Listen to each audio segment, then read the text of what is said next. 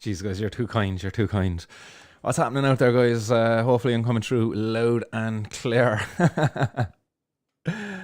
uh, who's that? Daily Talk or Yo Martin? Great to hear the sound of your bong. I mean, your voice. Didn't you know? Like that's like my second language. I speak bong. In fact, I think I'm gonna spit a couple of lyrics there now in a couple of seconds. Actually, in fact. How's everybody doing out there, guys? It's been quite a while since I've been sitting here in this seat doing some 420 news. Hopefully we're getting through to you over there in Facebook land. Let's see what's going on over there on Facebook. Is it working? I don't know. It says I'm live. Am I actually live though? I don't know. Yeah, I actually am. Yeah, that's the job. So the technical issues there, guys, before we started the show actually involved Facebook. For some reason, it wasn't letting me go live on Facebook through the normal procedure. So I just had a bit of a bump in the road there before we went live. But sure, it is what it is. And we went live anyway, so we made it. We made it. So let's pack up a bowl and let's yes, time to blaze. Chilbert UK saying that there. He says work is done, so it's time to blaze. That's the important thing, guys. You know, it's you make sure you get the work done before you get blazed. But it's always good to get a little bit blazed as well before you do the work. You know, everything's better with a bag of weed, don't you know? Including hard work. So I guess a shout out there, guys. Is there anybody over there on Facebook watching? It says there's nobody, but I wonder, did I actually manage to get it through? It says I'm live over there, like. But it's coming up that nobody is watching. No, it says here now, actually I got 4 viewers. Never mind this. Streamlabs, sort your shit out. Shout out to everybody out there on Facebook as well, and to my one lonesome viewer over there on Twitch. Nice one for holding down the fort over on Twitch. Legend, whoever you are. Get your name in there. Claim that spot of fame, you know. If you're the one and only over there on Twitch. So, very important listener. All my listeners are important, but especially that one over there on Twitch. Wouldn't want to lose you. Let's blaze one anyway for everybody out there.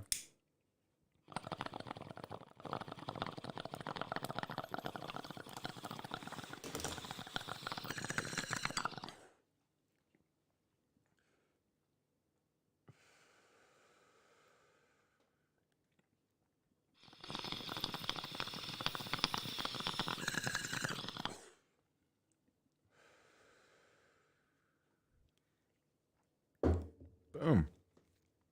So there we go. So while it does say that we've 0 viewers on Facebook, I now know that there is some of you out there. So that's good. Let's drive on with the 420 news, so shall we? But I suppose before we go there, let's give a shout out to everybody in the audience. We got Greenbeard, Mistawes, Daily Toker. We got Mackie out there as well with the high and homegrown. That's happening, Mackie.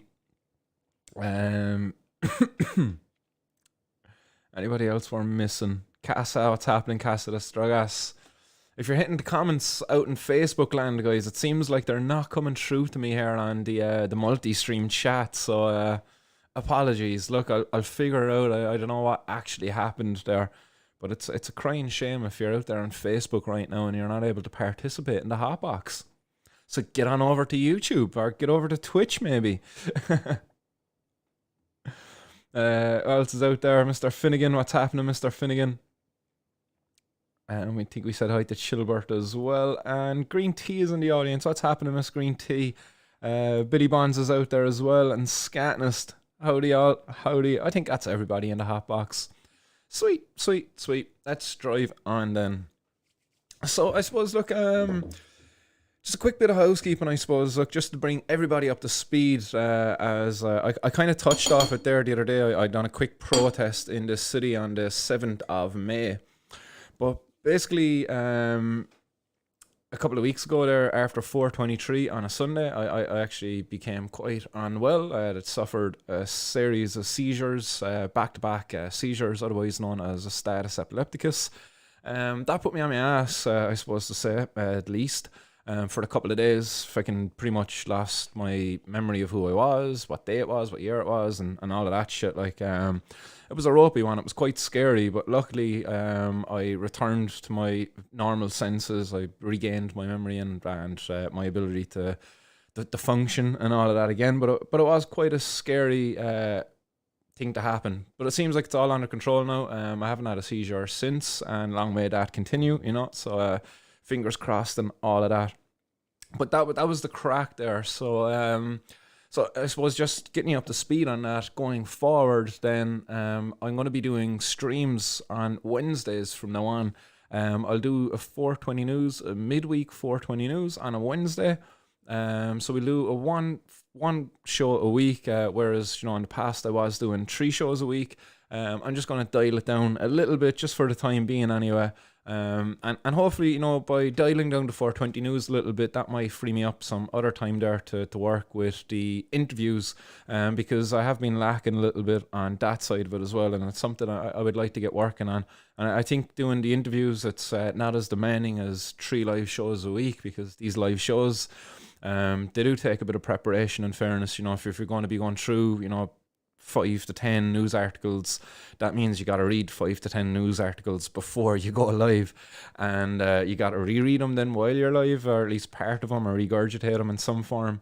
So there's a bit of preparation there. So I'm hoping that by just doing the one live show a week, one 420 news a week on a Wednesday at 4:20 Irish time, that will free me up some time there to get some more interviews done with some great guests, because I've had some great guests on in the past, and I hope to have some more great guests on in the future. You know, people like Green Tea. You know, check out that interview if I haven't already done so, guys. Green Tea is an absolute legend out there, and I have to say she grows some mighty fine cannabis too. I've had the absolute pleasure of sampling it, and even sampling it on here on the show. I would love some to be sampling right now. Geez, that lemon OG was really nice, and I thought that the tropical poison though was it was. That really was hitting up there, you know. But yeah, fuck it, let's pack up another bowl, sure, why not? Yes, a little civil disobedience here on the 420 news, sure. With me, the 420 news with a little bit of civil disobedience. Hopefully everybody is able to engage in a little bit of civil disobedience that are on out there too. Yes, I see Billy Bonds has got a comment in over there on Facebook. I just opened up the old Facebook stream there. I can kind of show you there up on screen, kind of how I have to look at your chats over on Facebook. There it is. That's a real shame now. Streamlabs are leaving the side down, but what can you do? So right, I believe that's kind of all the housekeeping done, and yes, that's all the hellos done. Fwetch getting in there as well. What's happening with Fwetch? Wouldn't want to miss you. And B Mooney as well. What's happening, B Mooney? GB, one of your Bubba's rect hole just popped. Excellent stuff. That's great to hear. So I think maybe Greenbeard might be able to fill you in the old comments there, B Mooney, as to the actual genetics behind those Bubba's rect hole. As I believe when I gave out those seeds above there in the Phoenix Park, I might have been a bit incorrect as to the actual genetics. I think maybe Bubba's rect hole might have been a part of the genetics, but again, GB maybe might be able to take over and fill you in a bit more as to what just popped there for you.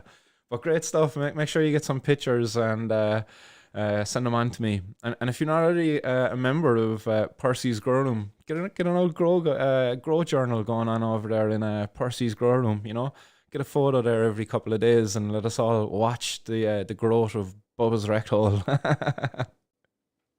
Great strain name, I have to say, GB. GB as well, getting in and out super chat there. You're an absolute legend, GB. Thanks very much for the support, pal. Says great to see you back, bro, but you got to do what's good for your health. One show is enough for us. Your health is more important. Yeah, you know, as I was really enjoying the shows. In fairness, as challenging as tough as it was to do the 3 shows a week, I thought it was quite therapeutic. But yeah, maybe exhaustion is is a bit more detrimental to me than I thought. Because I really think that's probably what done it to me the last Sunday, the Sunday after that 423. I really think it was just down to exhaustion, and that's when my body went into that status epilepticus. Because, you know, I had a couple of late nights up and down to Dublin. You had 423, we had 420, and then there was a few late nights before those events as well, where I was prepping edibles and kind of staying up partying there with Green Tea, Wes, and all of those others above there in Scatness. We had a great old thing. It was, I don't know what I say, it was worth it. It was a great night and everything, but man, that's epilepticus was scary. I don't know what I say, it was worth it. But yes, and High and Homegrown says, legend, thanks for the shout out, bro. Not a bother at all. Percy's is an excellent spot there for people to be logging their grow journals. Nice trustworthy community over there, and it's a great place where I can monitor people's grow journals as well, because I'm a member there too. Fetch saying here, Greenbeard, I haven't got her up and running yet, but I'll be doing a full seed to harvest diary over on Percy's when my current one ends. And says, don't worry, you'll defo see it over in Percy's. Nice, that's the job. And the genetics here, guys, coming in from Greenbeard, says Bubba's rect hole is Bubba's Kush crossed with a Jungle's Wreck cross black hole strain from a good friend, Twisted One, over on percysgrowroom.com. So there you go, that's the genetics behind it. So that's how the name came about. It was a Bubba's Kush crossed with a Jungle Wreck crossed with a black hole. So that was the lineage 1 strain, Jungle Wreck crossed with black hole. Bubba's Kush was the others, and then was born Bubba's rect hole. Really ingenious, isn't it? Green Tea saying here, staying up for both 420s on 420 really didn't help, but it was amazing. It really was. It was amazing crack. I wouldn't change what I done over that week at all, you know, because it was an amazing week. In fairness, all of that 420 week, you know, we had the Wednesday, the Tuesday night before the Wednesday, and then the Saturday again. Like it was an epic old 420 week. And I suppose just on 420, guys, you know, because people are out there, you might have partook in some of that, or you mightn't have been able to partake in 420 and 423, you know, get out there, fly the flag for cannabis legalization. But if you got a pen and paper ready, I can throw out some dates that are going to be worthwhile noting into your calendar right now. Because there are dates we're currently working on as part of a group effort with myself here in Martin's World, with the Cannabis Activists Alliance, and with the major crew, and hopefully Crown as well will get involved with some dates there. But at the moment, I've got nothing from the guys at Crown. But between the other groups there, we have dates coming up. We have, just off the top of my head now, In June, we're going to have the 26th of June. So the 26th of June every year, guys, is the annual Support Don't Punish campaign. But this year, it also coincides with the very first day of the 32nd International Cannabinoid Researchers Association Conference. So that's going to be happening above in NUIG in Galway.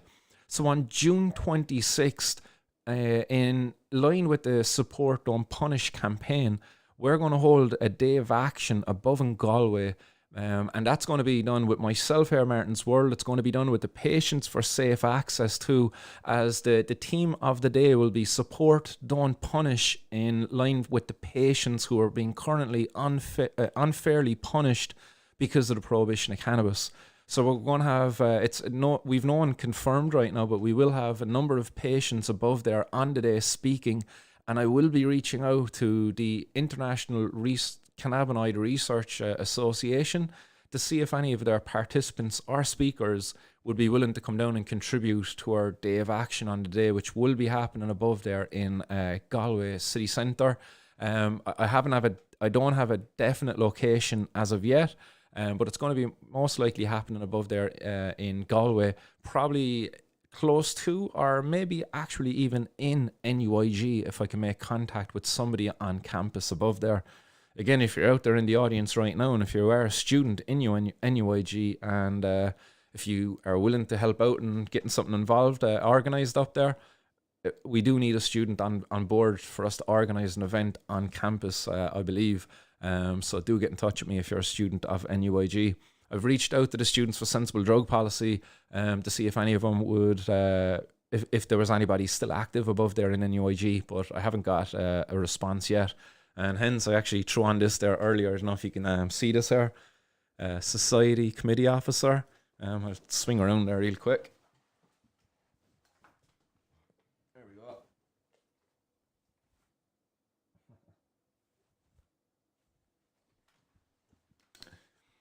Said we throw this on for the crack. This was my society's officer hoodie while I was in CIT. So there's the old, the other side. There's the old CIT logo, the crest for CIT.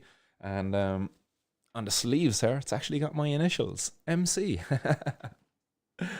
Yes, so this was the society's officer hoodie back there in CIT back in the days of SSDP.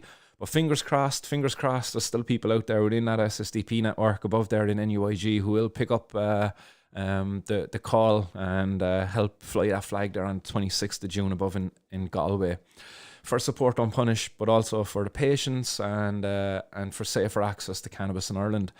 So that's the 26th of June. And Casa de Struga says, aren't Crown based up in Galway? I'm not too sure if they're based in Galway, but I do believe that their very first event that they organised, but it never went ahead, was a Galway event. Their second event, which did go ahead, was on 420, and that was held in Dublin. That was an information day that they done. Fingers crossed, if there's anybody out there in the audience, I haven't reached out to them yet to get any dates, but if there's anybody out there with Crown who know of dates, let us know there in the hotbox, and I'll add them to this list there as I go through them. But anyway, that's the 26th of June, guys. Support Don't Punish. I hope that you've marked that one down. The next date to remember then is July 10th, so that's 7/10. So that's going to be done by the guys above in Dublin. I believe that's going to be another picnic in the park style event above in Dublin's Phoenix Park. Again, I'm just throwing that out there as a possible event. I think that's what's going ahead. I haven't confirmed that with the guys at the major protest for cannabis reform. So that's a possible event. 7/10 Dublin's Phoenix Park. If the guys at major aren't going to be doing it, then keep it on your calendar, because I'll do it. But I'm pretty sure they're going to be doing it, as that's their date. That's a Sunday as well, guys. That's 7/10, July 10th. Then the next date, guys, so just on that 7/10, if you don't know, oil backwards, if you turn 7/10 upside down and backwards, it's oil, OIL, for dabs, concentrates. Shouldn't have to tell you at this stage, guys. You should have probably all know this out there in the audience. But that's July 10th anyway, 7/10. That's the American way of writing it, 7/10. Then boom. Next up, August. August is Cork. So then in Cork, guys, in August we're going to have the 6th of August. That's a Saturday. So the 6th of August, guys, 2 p.m.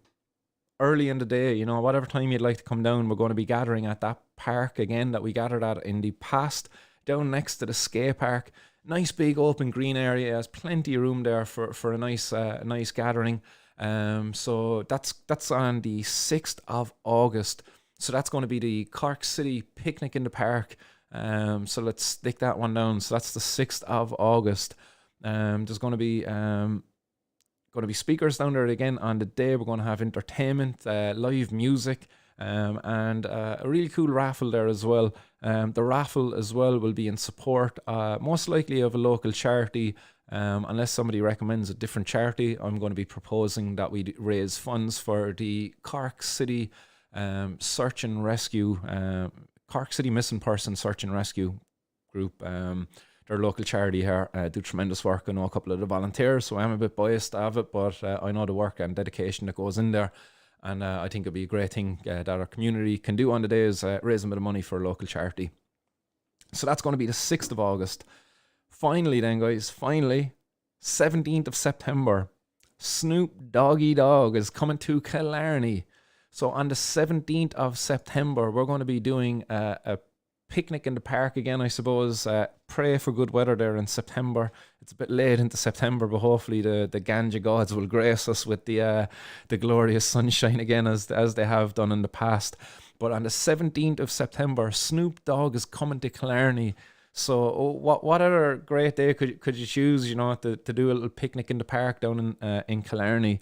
So down in Killarney, we're most likely going to be in the National Park, and that's going to be again done in coordination with the Cannabis Activists Alliance and some of the activists from down there in the Killarney area. Also, shout out to JW High Power if you're out there, dude. Hopefully you're doing good. But that's all of the dates, guys. June 26th, that's Sport Unpunished Galway. July 10th, that's above in Phoenix Park, Dublin. There is the 6th of August then, that's a Saturday down in Cork. And then you got the 17th of September then, that's going to be happening in Killarney. So hopefully you all got that, guys. I told you, get your pen and paper ready. I have a few dates there for you. So there's a lot to look forward to coming up. As I said, it was an incredibly successful April there with the different 420 events. We've already had an event here in Cork, albeit a solo lone wolf event that I kind of done myself just off the cuff. I wasn't too sure if I could commit to the 7th of May there, but I was fortunate enough on that day to be able to just kind of get my gear and go out and do something. So we ticked the box on May. We done April. We done May. We've got something for June. We got something for July. We got something for August, and we got something for September. We're not going to stop there, guys. You know what I mean? Don't think we're stopping there just because they haven't announced anything for October, November, December. Don't think it's not coming. I've got plans, I got ideas, and we will be taking things to the next level. We're going to secure an indoor venue, and we will be protesting again, but in an indoor capacity because, as I said, we have to pray for some sunshine there in September. But October, November, we're not going to leave it. It's up to the ganja gods. We're going to make sure that we've got some shelter to continue the protests. I think it's at minimum now at this stage, a monthly protest needs to be had to continue the campaign and to really push for cannabis reform in Ireland. Because as people have said out there, Germany, it's just right around the corner. That's lined up there for the news today on the 420 news. We're going to touch off of the situation in Germany. But yeah, Germany's just right around the corner. Switzerland have launched a campaign, which is also going to be touched off of there a little bit in the 420 news. So us here in Ireland, we've got a bunch of ignorant gambins above there in power at the moment. So it's up to us, the people, to really, invoke action. Not just to get angry, but to get active, to get out there and to get active within our communities. As you heard there, we're traversing around the island of Ireland, Cork, Dublin, Killarney, Kerry, Galway. We're going to keep the pressure on, and we're going to continue to grow this campaign and this community. Pardon the pun. Green Bear says, "Fuck me sideways, Marty. You're going to keep us busy. Laugh Irish Rail must love you." Well, there you go. You know, there's going to be great things to happen. All right, and yeah, there's people benefiting there like Irish Rail and old Bus Aaron. Casa de Struga says student rate be grand. Yeah, I still chance that one myself when I travel on the train. Just like student ticket, throw on the old student hoodie there or something, and hopefully it's blag 'em. Oh, I forgot my student card, but look, I've my hoodie on, boy. I have my hoodie on. Some difference, like, you know, it's like €32 return to Dublin for a student ticket versus like, is it €80 or something return for the normal fare? Mad, boy, mad. Right, I have a ball packed up here for the last 20 minutes or so. Let's blaze one and we drive on with some of the news.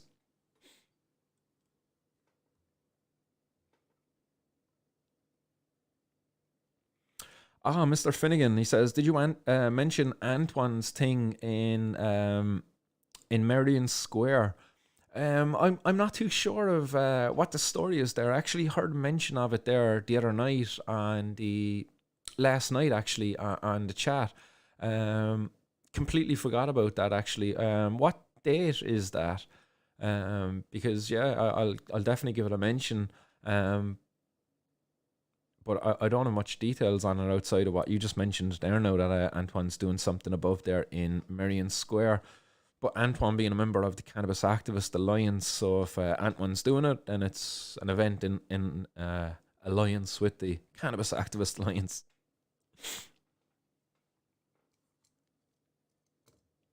So Jog OG says Merrion Square is the next big protest with a question mark. As far as I know, Jog OG, the next big protest is going to be the one in Galway in NUIG, but I could be wrong. Mr. Finnegan, fill us in there. Do you have a date for what when Antoine was planning something? Because if you do, fill me in if I'm after brushing over it.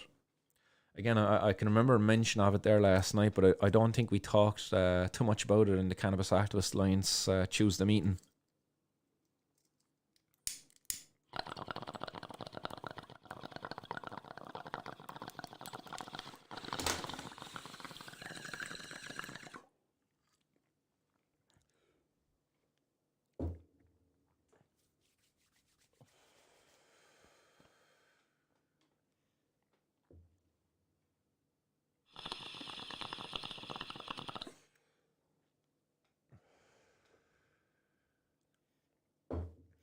Hi, yummy. Rasher says on the bus with no earphones. Oh no. I was just looking around there to see where I left my phone. I actually have a little competition coming up there in a little bit, guys, so make sure you stay tuned. In a short while, we'll be popping a phone number up on the screen, and the first person to ring will get a choice of a number of different cannabis seeds. So again, shout out to Hunter K if you're out there, Mr. Hunter. I had the absolute pleasure of hanging out with Hunter there this afternoon. Came up to Cork City to pay me a little visit to catch up and have a little toot. An old cup of tea. I actually got some chana masala. I had an old vegetarian option today. It was delicious. But yes, thanks to Hunter K who sent me down like fucking packs of seeds like this. Dutch Passion, Colorado cookies. Oops. There we go. So this is just one of the pack of seeds that's there. Here's another. We got some Fat Pete cookies, a 5-pack auto. So that was a 3-pack of auto Colorado cookies. We got a 5-pack. We have a 3-pack of auto Skittles. Even though, look, the green screen is making them disappear because the packet's green. We have a 7-pack of cream caramel auto.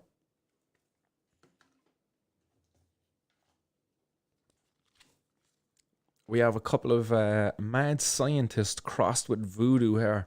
2 single-pack seeds from Dutch Passion. And then finally, we have Jack 47 XL Auto. So we've lots to choose from, guys. We're going to do a couple of competitions over the next week or so, and this is all in line with the Feed the Birds campaign. So again, if you don't know what the Feed the Birds campaign is, guys, it's a campaign where we're encouraging people to get out there into the local community and feed the birds with hemp seeds, otherwise known as cannabis seeds. And the idea of the campaign is that hopefully these seeds might accidentally germinate and a couple of cannabis plants might start popping up in random places. And even with the birds consuming the seeds, if the bird consumes the seed whole, there's a potential that that seed could actually pass through the bird and be squatted out at another random location even further from where it was originally distributed. And therefore, further the potential effect of the campaign. So that's the Feed the Birds campaign, guys. That was a very successful campaign that we done last year. I know myself, I furthered the efforts of that campaign by just directly going out there and planting cannabis plants in public, and I will be doing some more of that as well this year too. Don't you worry. But yes, we still are encouraging other people out there to go feed the birds with some hemp seeds, and if some cannabis plants do start to pop up in your local area, do get some pictures. If you happen to have some little plant tags, you write Feed the Birds on it and stick it down there, right, bring Alicia home, stick it down there with the cannabis plant and get some photos there as well, and send them on in there to me, stick them up in social media, Instagram, Twitter, wherever. Use the hashtag Feed the Birds, bring Alicia home, and Cannabis Reform Ireland there as well. There are a couple of hashtags that we're actively using.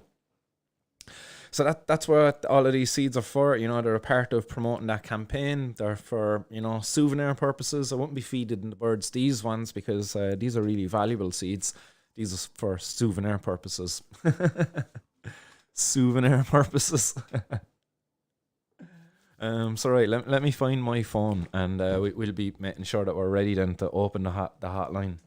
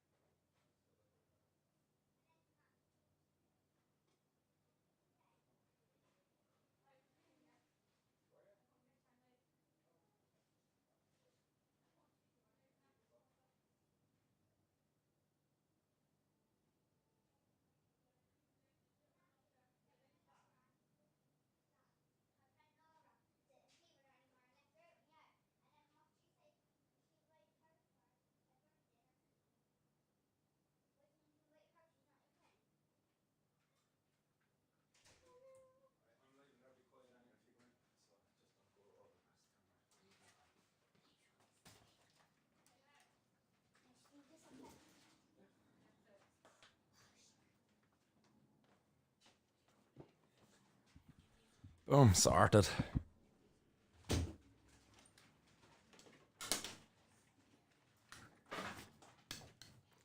Typical, had left the phone actually out in the car, so yes. Sorted, make sure the Bluetooth is on. Have it connected up to the roadcaster. If you want. Somebody wants to say hi. Somebody was just passing by the studio and really wanted to come and say hi. She thought I was finished because I was out and running about. Yes, Bluetooth's on.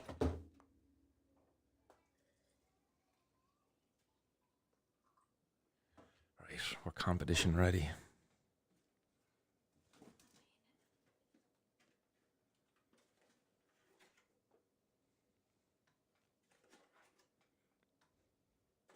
Boom, boom. Where is my other SIM card?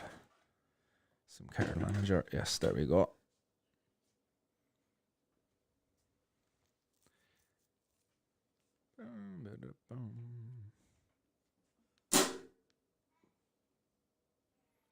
Sorted. Apologies, guys. I should have been much more prepared for that competition. Actually, completely forgot about needing my phone there to do this competition. Another way in which you can win some of those seeds, guys, and that's going to be a competition that we're going to be running over on Instagram then as well. So today's winner is going to be the first winner, and they can pick whichever pack of seeds they want. And then in another competition over on Instagram, it's going to involve having to take a picture of if you've got a cannabis themed tattoo, if you've got a tattoo that you can claim in some way is cannabis themed, whether it feature cannabis, whether it be, of somebody who's an icon of cannabis, say Snoop Dogg or something, then you can enter that competition, and it's going to be a photograph that's going to include your tattoo, but it has to have a piece of paper with the hashtags Martin's World, Cannabis Reform Ireland, and Feed the Birds, and Bring Alicia Home. So get those 4 hashtags written down on a piece of paper, and put them next to your tattoo. Get a photo and send it on. You can post it up on your own Instagram, and you can tag me in it if your profile is public. If not, you can just message me. You can send it to me via email, via Twitter, via Facebook, or whatever. But just know, by sending me the photo, I will be sharing it up on social media then afterwards. And once I might leave that competition open for, let's say, 2 weeks. I think that's a fair date. Maybe 2 weeks, Wednesday, 2 weeks, let's say. I think that's enough time to get enough attention to the competition. And I think for that, we're going to have 3 winners. I think that's fair. I think 3 winners of that. And one winner is going to get to win a choice of their seeds, of the remaining seeds, and then the other 2 winners will get, I believe, these are the single seeds, the Mad Scientist crossed with Voodoo, a single seed each. I think that's a nice runners-up prize for the other 2 winners in that competition. So there'll be 3 prizes in that one. So you can get those coming in right now if you'd like. Just remember, the hashtags have to be included there. We'll get more information about it up on Instagram and Facebook and Twitter and all that stuff as well. But cannabis themed tattoo, guys, with a photo and a little handwritten note: Martin's World, Cannabis Reform Ireland, Bring Alicia Home, and what was the other one I said? Feed the Birds. Feed the Birds. Yes. So 4 hashtags: Martin's World, Feed the Birds, Bring Alicia Home, Cannabis Reform Ireland. Shouldn't be too difficult.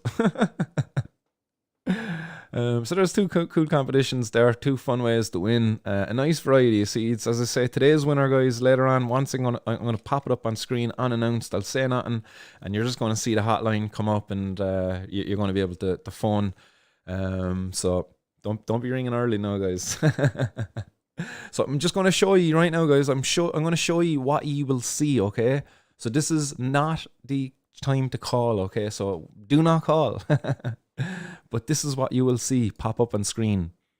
That's what you're going to see, okay? So when you see that, that's your time to call, okay? It's not your time to call right now. That was just showing you what you will see when it is your time to call.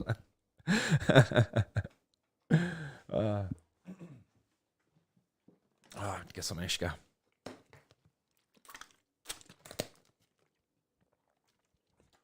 I don't know, will I get pulled off of YouTube for this one, but this is my cannabis themed tattoo. I'll get the ball rolling.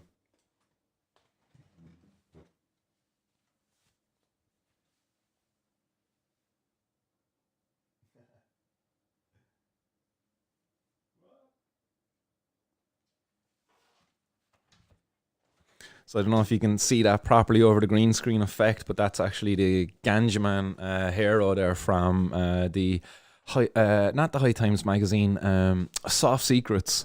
Soft Secrets used to feature a little comic strip that was Ganja Man. So when I was over in Thailand, myself and the buddies, we thought it'd be great crack to get tattoos on our arses. One of the lads got a cannabis leaf, multicolored rainbow leaf cannabis. And I got Ganja Man superhero. I also got the yin and the yang that same time, but yeah, that's my tattoos. So I'm looking forward to seeing your tattoos coming in, guys, and I look forward to seeing people's attempts to try to claim a tattoo as being cannabis themed. But definitely look forward to seeing all the tattoos coming in. And shout out, I suppose, as well to R420 .ie, R420 Supplies. I believe there's a tattoo artist working out of R420 at the moment. I believe I thought I seen that up on his Instagram as well. So if you do want to get a cannabis themed tattoo over the next week or two to enter the competition, there you go. Head on up to the Port Leash, and you might be able to get a tattoo up there. Doesn't matter how small it is, guys. Once it's cannabis themed. Guru says, Martin, will you give me my tattoo? No, I can't be doing that. Not qualified. Uh, Billy Bond says, I thought he was showing us his green crack then. Hey. All right. Right, so let's get stuck on into the news because we're 45 minutes in and we've been just kind of doing a bit of housekeeping and catching up and competitions and all of that stuff. The first headline I have for you today, guys, it is coming from Martin's World, the 420 News blog. You might have seen this there.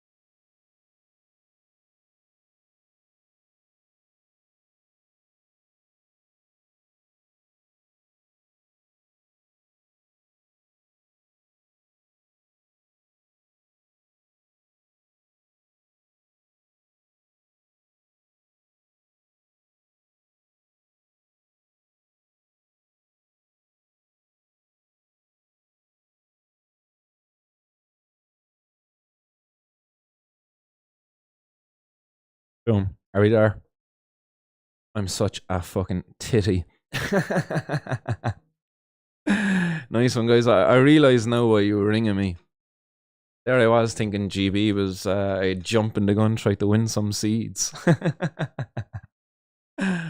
Ah, God, now, yeah, the joys of doing a live show, guys. Yeah, I made a change there earlier as to how I would present the news. I don't know if you've seen the change there. On the last screen, I'm nice and big.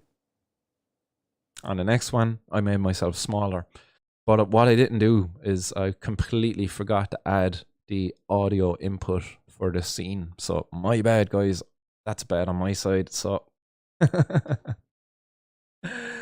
I'll take it from the top, guys.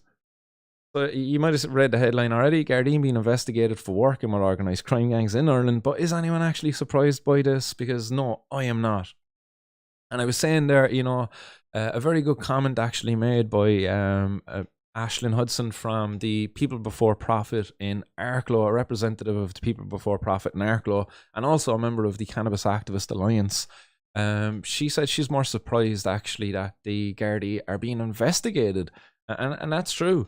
But I suppose my response to that then really would be, you're not really going to be surprised though when this culminates to nothing, that this investigation, it leads nowhere, that nobody's really going to be punished for this, at least not in a meaningful way anyway, A couple of nobodies probably within the force will be thrown under the bus, but meanwhile, the guys at the top, like, they're going to be left alone and they're going to be able to get away with it. But this story was first posted over on the Irish Times. I don't know if you've seen that. It's over on the Irish Times. That was the headline there. Gangsters set up hoax raids for rogue Gardaí. But what they've actually been doing over there is the guards have actually been bought out. And in buying out the guards, it's not enough just to pay off the cops, but the cops need to be seen to be taking drugs off the streets. But I've talked about this many times on the show as to, a massive seizure being made.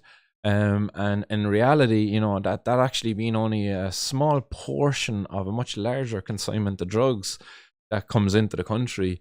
The cops might take, 5-10 kilos, but in reality, there's 100 or even a ton of drugs just going by undetected, uninterrupted, because the cops are being bought off, they're being paid off to turn a blind eye. So what's been the claims have been made here is that not only are there hoax raids being set up, but during these hoax raids, when the cops would go in, that there would be parcels of cash there as well, that to pay off those cops involved in the raids, because quite often or not, these raids will end with nobody being arrested, nobody, you see it there happening. I've talked about it here in the past when a drug raid would happen, but no arrests have been made and investigations are ongoing. So no arrests have been made, but meanwhile, like, there's 10-20 kilos are being taken, no arrests have been made, and no arrests ever do get made, because these are probably part of these hoax raids that get set up, But I go on and I also mentioned in this kind of laughable that the Gardaí are investigating the Gardaí, because just they're not a bit of a bias there, a vested interest as to the outcome of those investigations. But I also talk about in the article then that the average wage of a guard, a guard in their first 8 years of service earns less than 35,000 a year. That's not taking into consideration overtime and stuff like that. But the average rate of pay for a guard in their first 8 years is just over 32,000 euro. And after 8 years of service, they then can earn just over 52,000 euro a year. But again, an organised crime gang in control of a large enough community, they're going to be bringing in, in excess of 50,000 euro easy a week, if they're any good at what they're doing, if they're involved in selling cocaine or cannabis or whatever, the profit margin there, it's so huge that these gangs, they're going to be making so much money that, buying off a cop, it's going to be pocket change to them. And in reality, if you're a cop and if you're earning 30,000, even if you're on a cop earning 50,000 a year, and next along comes a member of a gang and he says, look, I'll give you 10 grand extra there, and look, you can raid this place, there's going to be drugs down there, but leave this alone, like, don't be involved in this, and turn the blind eye to such and such. Imagine how valuable that's going to be. not only are you going to be able to take out the rival drug dealers within the area, but you're also going to be able to benefit by being able to move your drugs around freely, by being able to have your dealers deal within an area freely. It's crazy. I point out here that the detectives benefit not only financially from these relationships, they also excel in their careers by taking out they also excel in their careers too by taking out rival dealers for the organised crime gangs. The raids on the rival dealers can help prop up the detectives' numbers at the end of the year, making them look like the top cop on the job, but in reality, they're just part of the problem. And I finish by saying this is going to continue for as long as we continue with the failed policy of drug prohibition. We cannot continue to bury our heads in the sands as to the much greater problems created in our society by drug prohibition. We need to end drug prohibition and create safe and regulated ways in which a drug user can access their drug of choice. This will not only help to save lives, but it will also help to remove the organised crime gangs from the drugs trade and therefore make our communities a much more safer place to live in, and for our kids to grow up in. And you know, the picture up here just kind of showing two cops with the Kinahan and logo on the back of their vest instead of the Garda one, because, you know, quite possibly these cops do work for the Kinahans at times. And here's our buddy, Mr. Frankie Fian then as well, you know, and obviously this is satire, you know, it's quite clear that this is a doctored image. I don't believe the Frank Fian has ever met up with but the boxing promoter Daniel Kinahan. But if he was, I'm sure this is probably what it would look like, with a big fat stack of 50s hanging out of his pocket. And yes, we just rolled past 4:20, so should we pack up another bowl? That's only one news story, like. Don't think I've earned it yet, have I?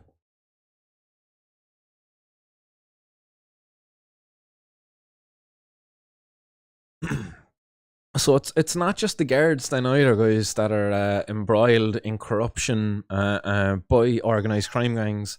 Because again, you know, while cops are quite underpaid, like, the airport cops are probably just, if not more, underpaid than a normal regular cop. Now, I don't know what the actual wage. One sec there, I'm going to close this. There we go. But a cop above in Dublin, an ex-Dublin airport cop, has been jailed after he was caught with cash in his hand luggage on the way to Spain. And again, I don't really want to be named this individual, but it's up there anyway. And he got caught with a load of cash, and he's after getting 20 months in jail for laundering large amounts of money for organised crime gangs. So, like, if he's been seen to be laundering money, well, what else was he doing? If he's an airport cop, like, think about it now, right? If you're an airport cop, like, and you're working for an organised crime gang, what are you going to be doing? It's not laundering money for him. That's not what he was actually doing. Like, this guy was probably taking his own money out of the country that he made himself, and he said, like, yeah, I was actually moving it for the boys or something, getting himself into more trouble. I don't know what the story is. But this guy, he was caught with €180,000 in cash in 2018 above in Belfast International Airport. And it says here that the sentence adds to the already 5 years the 42-year-old has been serving after having over 500,000 at Dublin Airport. So he got caught not once but twice with large sums of cash. So again, you know, it just goes to show how powerful the organised crime gangs are out there, that they're not only buying off our Gardaí, but they're buying off the airport cops. They've probably bought off agents within the customs and the revenue and all of that stuff as well, because money is just so fucking huge. Like, you think, look at this. Like, you're talking like $500,000 there this guy's getting caught with in cash. Like, you look at some of the raids there that have been happening over the last while, like that young fella down in Cove there that I put out the article, if we go back to the 420 News blog, I threw out the article on this young fella. Like, this young fella got caught with 60 grand's worth of cannabis and 10,000 or €9,000 in cash. Like, this is just one young fella. Like, this young fella only just turned 18. How unlucky was this young fella? So, like, while the cops are out there working with the organised crime gangs, you know, setting up hoax raids and all of that, we've got young people. This is a real young fella, like, and his life now is his future is potentially ruined.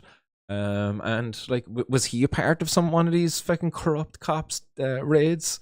You know, was he a part of a much smaller organized crime group who couldn't afford to buy off the local cops?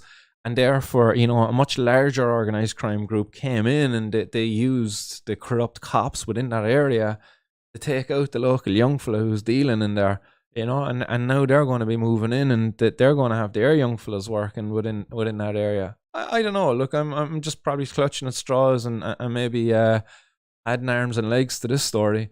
But I was contacted after this article was published by, and I won't say who I was contacted by, but I'll say it was a family member of the young fella who was involved in this.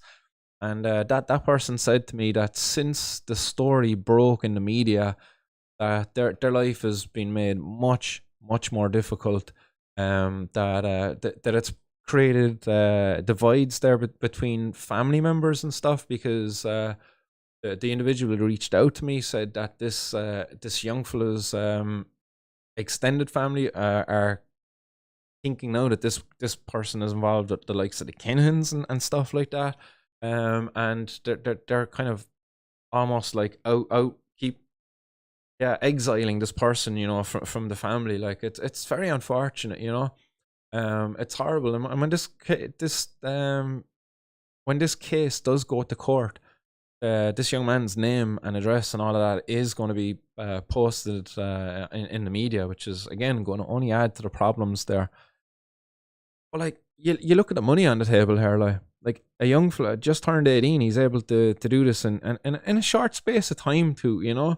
Like, you look at these little scales there, like this young fella, he's selling out like 50 bags and 100 bags, probably like maybe a couple of ounces here and there as well. Like, but he's able to generate a nice sum of cash there in a short space of time.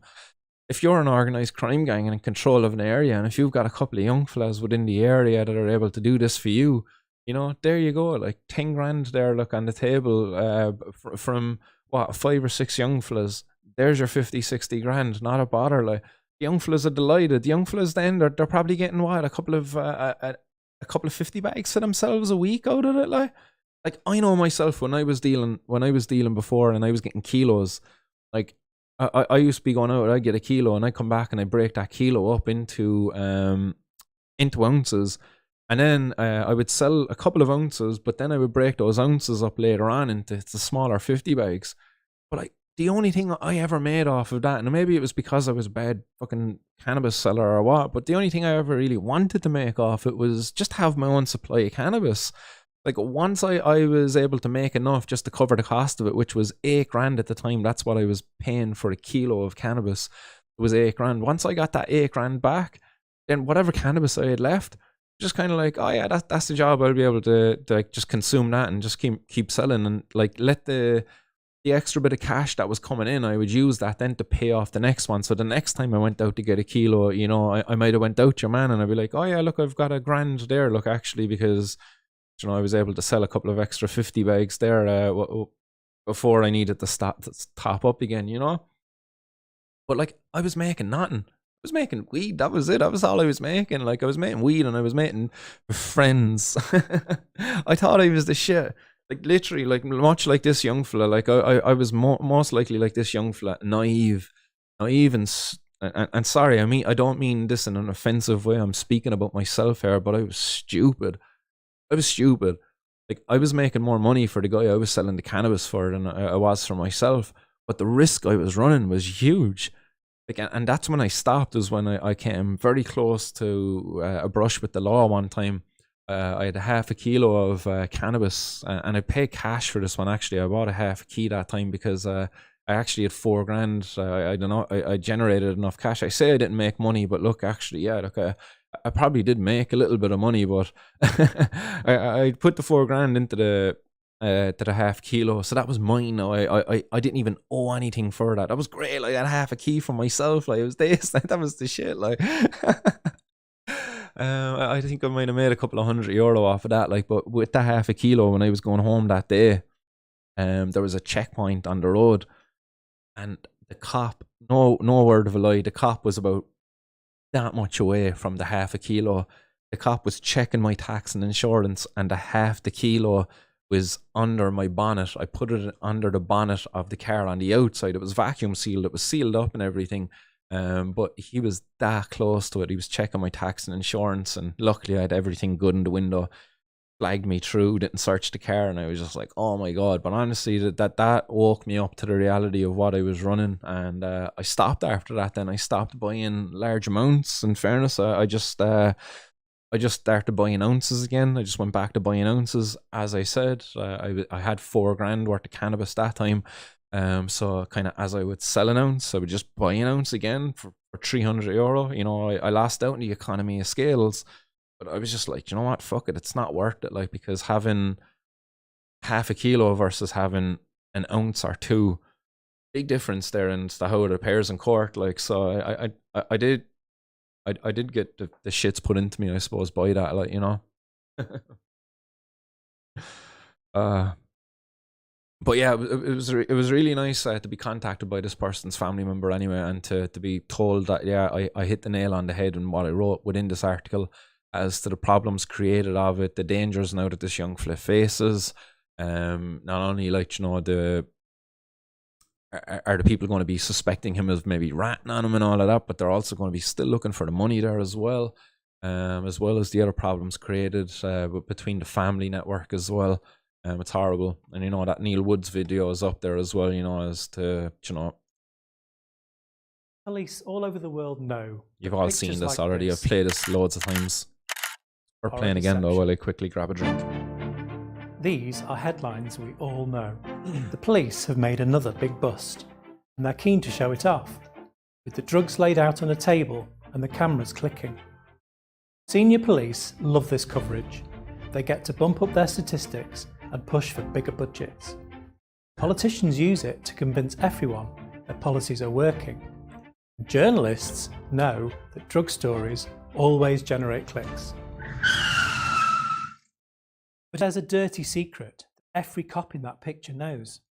The cops are corrupt as fuck, and they're in the pockets of the gangs. The gangs are in their pockets. No matter how impressive the seizures look, it makes absolutely no difference to the drug supply. Not because the cops are corrupt as fuck, and they're the ones supplying the drugs in partnership with the organised crime gangs. Not only do we never decrease the drug supply, these busts actively increase violence. If you take out one major drug dealer, all you do is instigate a turf war. And in this war, it's the most violent and ruthless criminals who rise to the top. This is part of the reason why drug gangs now exploit children. Even the National Crime Agency, Britain's version of the FBI, recognised that this approach doesn't work. While there is a user base willing to spend millions and millions of pounds on drugs, we will have an issue with illicit drugs in this country.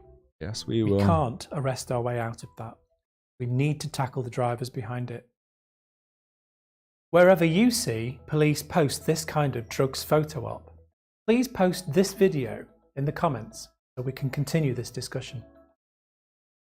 If you're a police officer who, like me, realises that policing the war on drugs only makes the situation worse, then please get in touch. Join the growing international movement. Follow the Law Enforcement Action Partnership, Anyone's Child, and Transform Drug Policy Foundation. Because drugs are a health issue, not a criminal one. And there you go. And I think with that being said, now is the time to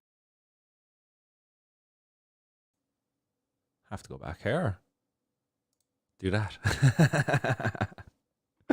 Go on, guys, get calling. Who's it going to be? Who's going to be the first one to get on through? So now is your time to ring that hot box or the Martin's World hotline. I'm just packing up a bowl. Who's it going to be? Who's going to win some seeds? First person to ring and get through. Oh, look who it is. Look who it is. No better boy. There we go. GB, how are we? What's the crack? Ah, there we go. Yes, yeah. Are we coming through loud and clear to you, yeah? Yeah, I can hear you there, man. I can hear you. Excellent. That's the job. I couldn't hear you there for a second. Oh, sorry. Well, GB, Oh, you're the how is it? lucky caller number one. So Holy happy days. you get a choice of any of these very, very fine genetics from our buddy Hunter K. All autoflower varieties. I hope that's not a problem for yourself. I know there's always a space for an auto in one of my tents. Very nice. So you've got a choice of a 4 Jack 47, or else there's a 7 cream caramel auto. There's 3 auto, and those were from Sweet Seeds. Those first two. Do you know what? I've seen them in when you're calling them out first, and the caramel cream is one of my favourite strains, so I'm gonna definitely go with that, man. Lovely, lovely. Well, there you go. That's going to be packed up and safely sent your way there very soon. No bother, my man. Happy days. Great to hear you back on the airways, as they say. Yeah. No, it is great to be back, and I'm delighted to see such a large audience out there today. But it's even better now that I know these seeds are going to be going to an excellent home. Oh, happy days. I look forward to popping them when they get here. Nice one, man. Nice one. Anything coming up with yourselves over on High and Homegrown? Have you got any good guests that you want to plug there while you're on? There's a couple of good ones. I've actually taken I'm taking a bit of a break. Oh yeah, that's right. You're off for a couple of weeks. Yeah, I'm off for a couple of weeks because I gotta be away more than I got to be here, to be honest. You know, and it's not fair to do that. But yeah, no, we've got some really good ones coming up. There is a really good the lads, they're North Gorilla Growers. They're from the north of England. Yeah, that's they're right. going to be coming out now very soon. I think that's going to be there. And Danny Danko, that interview is going to be out now, I think, very soon. Excellent. Well, that's going to there's be a couple of that's going to be an important one for people to watch, really, given the time of year that it is out there. Like, I'm sure there's going to be lots of knowledge dropped in it for the gorilla growers out there. That is like. Yeah. Well, that's it. And these lads have, I think said I didn't actually take part in it because I was asleep. But I think they run or is it not autos? Could be photos as well outdoors. Nice. Could be fucking autos. I could be fucking wrong as well because I didn't hear it, to be honest. But what I will say is, on the 23rd of this month, yeah, Tommy Chong is going to be joining the lads. Because it is for his birthday. He's coming over for he joins us every second month anyway for a session. But this one it's coinciding with his birthday. Yeah, that's right. It's his birthday on the 24th, isn't it? The day after. Yeah, that's right. So yeah, we're going to be having a smoke up with for Tommy's birthday on the 23rd. So I hope everybody is able to make it. That's the job. That should be a good one. I'll have to get Mackie to give me an old invite there so I can join you for a smoke. Oh yeah, I think I'll need to be trying. I think I'll be trying to jump in myself for that one. Legend. You know? That's the job. Yeah. Well, nice. But look, I will let you get back at it. Nice one, GB, and thanks very much for gracing us with your present, dude. And hopefully you enjoyed the prize. Oh no, matter. Cheers, buddy. Safe. And thanks to Hunter K as well, my man. He's a fucking legend. He is a legend, man. In fairness, the guy has been getting seeds out there to many. Like, it's not just myself he gave seeds to either. I've heard he supplied a couple of other people with some great genetics above in Phoenix Park there the last day. So guys doing God's work, man. He is. Yeah, no, that's it. Good man. But look, I will let you at it, and fucking best of luck, buddy. Nice one. Catch you later, GB. Peace. All right, later. Bye. Legend. That's excellent. Guys, sorry to anybody who was trying to get through, but I would imagine Greenbeard had that one on ready to go. Like, but excellent stuff there. Nice to see that the seeds are going to be going to a great home. I know there was others out there in the audience, you know, Green Tea and others, Mr. Bonds, and a couple of others out there as well. I know there's some great growers out there in the audience, and hopefully I'll get to try all your fine wares someday, you know. But so far, I think I've got to try Mustawa's, Green Tea, Scats, Podge, who else? Greenbirds, jeez, can't forget Greenbirds. That A472 was absolutely epic stuff. Like, that's how I know those seeds are going to a good home. But yeah, so I look forward to tasting more people's fine wares. Produce, I suppose, is the more correct term, is it?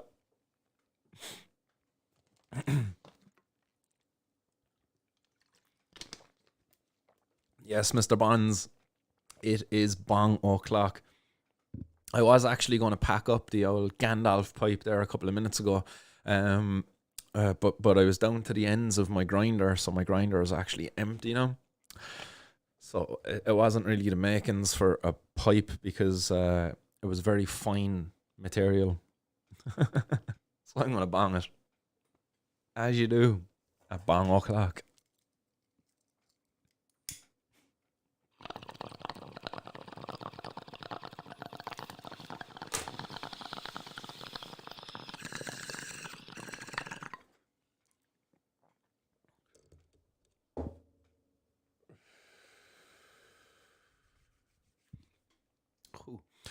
I'm gonna have to get me onto those guys at Doozy.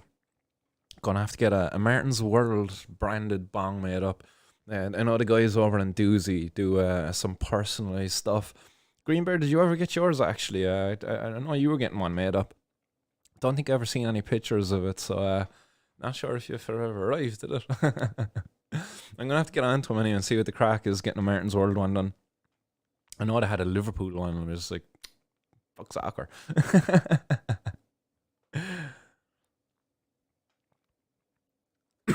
Excuse me. Greenbird saying I never win anything. Thanks again, Marty. And boy, God, I had it ready to pounce. Legend man, well deserved. glad to help you end that losing streak there as well that you thought you were on. All right, so let's get back to some of the headlines that we have out there then, guys, because it doesn't end there, I suppose, with the headlines. The next headline we have is coming out of Cork again, and it's not good news for Cork, unfortunately, because there was €400,000 worth of cannabis seized in Cork, so that's effectively 20 kilos of cannabis there that they seized. 20 kilos cannabis, you know, it works out at €20,000 a kilo. So there you go, 20 kilos of cannabis, €400,000 worth of cannabis. But involved in this, 2 individuals were arrested. They were stopped by the Middleton Drugs Unit at approximately, it says here, 7:30 on Monday evening. And upon search of the car, there was 20 kilos of cannabis herb found, and they estimated that to be worth €400,000. And a man and woman, both aged in their 30s, were arrested at the scene and are currently detained at Cove Garda Station. But again, you know, quick reminder as to what our buddy Neil Woods just said there. While the guards will parade this as a success, we know that this is not a success, that this is doing nothing to interrupt the supply of cannabis to the community. In fact, it's just making the supply of cannabis even more dangerous. The individuals who got caught with this cannabis now, you know, again, it's just making life more difficult for those individuals. So again, it's creating more problems than it's actually solved. That's a headline coming out of Cork, and unfortunately, it doesn't end there for these type of headlines for Ireland, and especially for Cork. As the next 2 headlines that are going to be coming up are involving vulnerable individuals. And it's quite possible, you know, that this last headline and these individuals involved in this, that these quite possibly were also vulnerable individuals who, for whatever reason, became indebted to organized crime gangs and then got involved in the transportation of the drugs for the organized crime gangs. But again, From a court case here in Cork, there was a man up before the judge, and the judge says you were very foolish upon jailing him for holding €42,000 worth of cannabis for someone else. The judge said that the previous conviction for having 84,000 worth of cannabis was a major aggravating factor in the case. And this is a case of a 50-year-old man caught with €42,000 worth of cannabis resin in his apartment in Dunamore in County Cork, and he was jailed for 6.5 years for his crime of holding cannabis. You know, the individual, he's making the case that he's addicted, he's got a drug addiction, and that he was holding the drugs for somebody else to pay off a drug debt that he'd accrued due to his addiction. You know, the usual old story that we always hear, like. But in fairness, like, that's quite a lengthy old sentence to give this individual for having cannabis. Like, 6.5 years.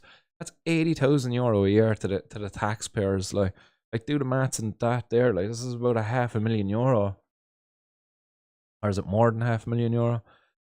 But Detective Garda Manning said that the Garda executed a search warrant at the rented apartment where the individual was residing, and there they found a black airbag underneath the bed with 7 kilos of cannabis resin in it, which they valued to be worth €42,000. The individual made full admission that he was selling small quantities of cannabis while also holding the large quantity for someone he could not name. The accused had 27 previous convictions, but the detective said only one of them was relevant. That dated back to February 2010 when he got 7-year sentence, with the last 2 years suspended for having €84,000 worth of cannabis resin. So clearly, look, the guy is involved in the drugs trade in some level. You know, was he just holding the cannabis for somebody else and maybe earning a bit of cannabis as a reward? I know that goes on.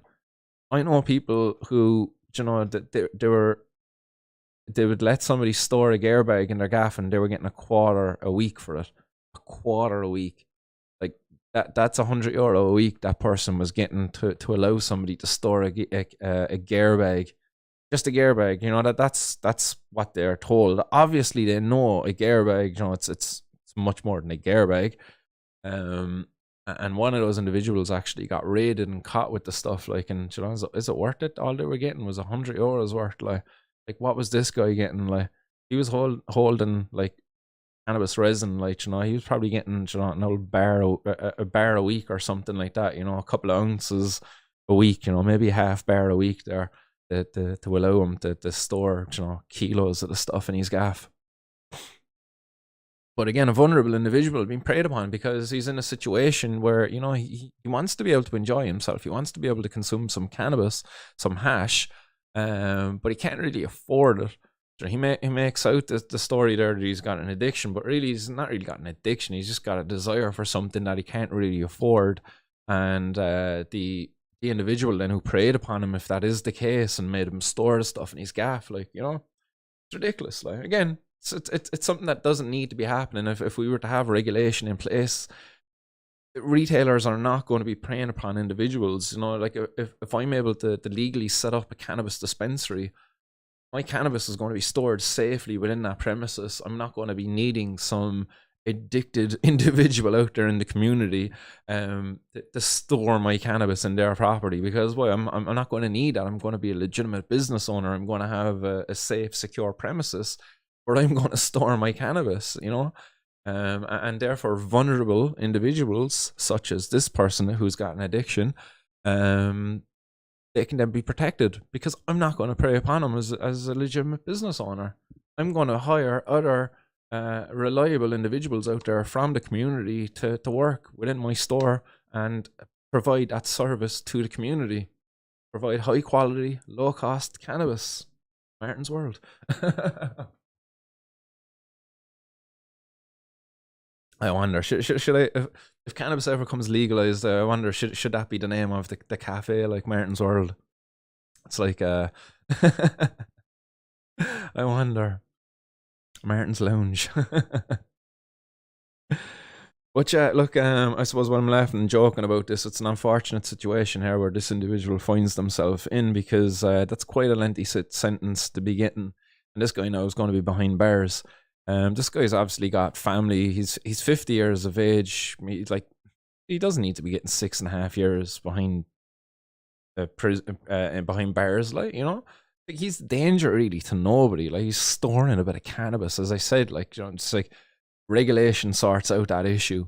Regulation sorts out, like, prohibition. Shout out to Neil Woods, and he's an amazing contribution to the show in that video that he's made time and time again.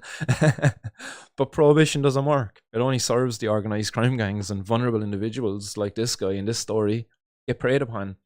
And in the next story, because in the next story, you know, this is a different individual, but it's the same story. Like, it's a different amount of cannabis, it's a different individual, but it's the exact same story. A vulnerable person preyed upon, let's say, by an organized crime gang, to store their drugs for them. This guy was from down in Passage West. He's 58 years of age, and he got 3 years for his crime. But the last year of that was suspended. So while the last guy got 6.5 years in prison for 40-odd thousand worth of cannabis, this guy for €83,000 worth of drugs, he got 3 years with 1 year suspended. So there's a bit of an inconsistency there with the application of the law. But both of them are actually quite hefty sentences, like 2 years of your life at 58. You know, like, think about that. Like, you're 58.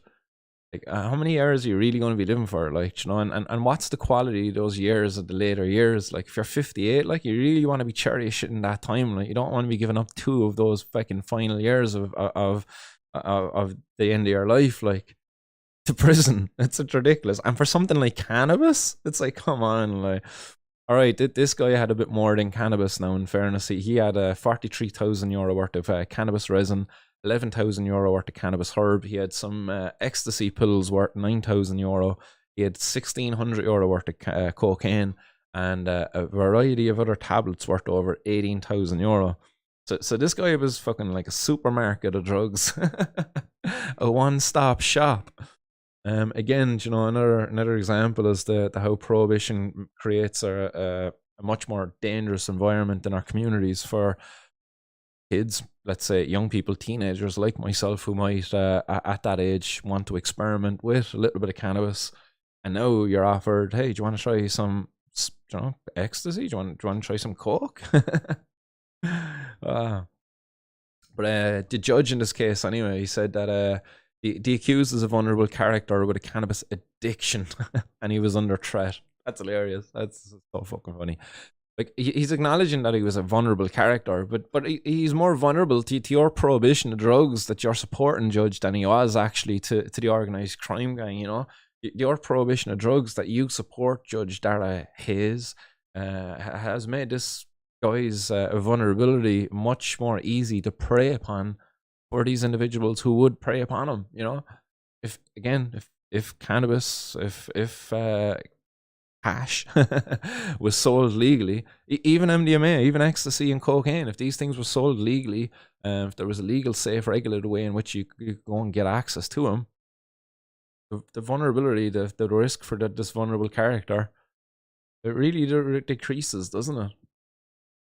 The judge says he participated at a very low level, but his involvement went beyond using to allow his shed to be stored as be used as a store. He said aggravating factors include the serious nature of the offence, the harm caused to society by drugs such as these, and the accused was operating under some level of threat. His culpability was low. In mitigation, he pleaded guilty at the earliest opportunity and made admissions at the scene and repeated the admission at interview. So that's the end of that there. But again, I suppose really, like, you know, the harm caused to society by drugs is a bit of misinformation here in this, because a much greater harm is caused to society by drug prohibition. So if we really want to talk about harms caused to society, why are we not talking about the harms caused by drug prohibition? Because for other individuals out there, they might fall victim to these problems. You know, if you're a person who has to live next door to one of these illegal drug dealers who's a one-stop shop for all sorts of drugs, like, you don't know who's coming and going, like, to your maybe your cul-de-sac or maybe into your housing estate. You know, you're also a victim created by the prohibition of drugs, and you don't even use drugs. you're just living next door to a fucking drug dealer, and that guy doesn't even need to be there. If we had a regulated, safe way in which drug users can get access to their drugs, then you're not going to have drug dealers in your neighborhood. You're not going to be living next door to a drug dealer, running the risk of, maybe an attack from a rival drug dealing gang, or maybe somebody who you owes money to or something like that, a couple of petrol bombs there being thrown at your window, which actually in fact is bringing up now a story I was told about locally here, one that did not make media, but it's an exclusive, I suppose, for Martin's World. A young fella in this local area where I'm living in the north side of Cork City. Let's just put it there. That's a large enough area. I don't want to personalise the story. But a young fella accrued a debt because of cannabis, I believe, with a local drug dealer. I don't know, was he selling for the dealer and got the debt that way, or what the story is? But their house got petrol bombed because of a drug debt. Think about that. If you're living next door to them, all of this because of drug prohibition. Think about that. If the young fella had if he was involved in consuming alcohol, or if he was smoking cigarettes, is the local off license or the local store that sells cigarettes or alcohol going to come up and petrol bomb the gaff because they allowed this guy to have a tab to accrue a debt? It's no, they're not going to do that. Why? Because regulation works. They're not going to allow a young fella to get a debt in the first place, That's crazy. Yeah, that just brought that to mind there, that there was a local incident happened here in Cork where a young fella, because I believe of cannabis use, or maybe even cannabis dealing for the dealer, and he's gaffed and got petrol bombed by the people that he owed the money to. Scary, it's that's the reality, and that's not drugs, that's not drug dealing, that's drug prohibition. And why is that not present here in these articles? And this is what 420 News is about. That's what the 420 News blog is about, the 420 News blog there. That's what that's about. I'm calling out prohibition for the problems it creates. I'm highlighting, what the media is failing to highlight. That the reality of these raids and these seizures, these are not successes, but they're just more problems added that the community then has to deal with afterwards. Yeah, waffle on there. Sorry, I'm ranting a bit.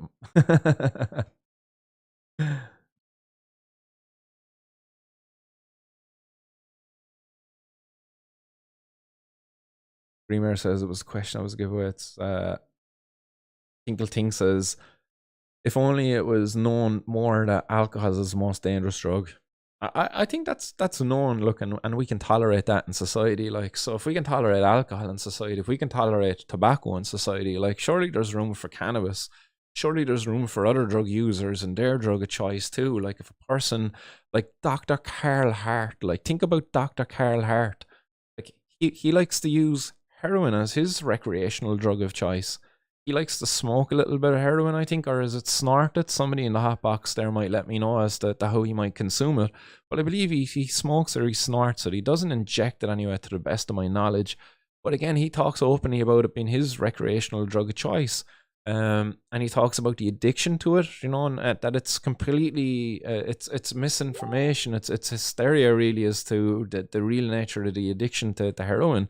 The withdrawals and stuff like that it's like a mild flu and stuff he goes, the real driver of addiction around that, it's not the substance really, it's more of the mindset of the user, the environment in which the user is residing in, that's all that comes into play, so again, I've made no secret of it in the past, legalize all drugs. Drug prohibition does not work.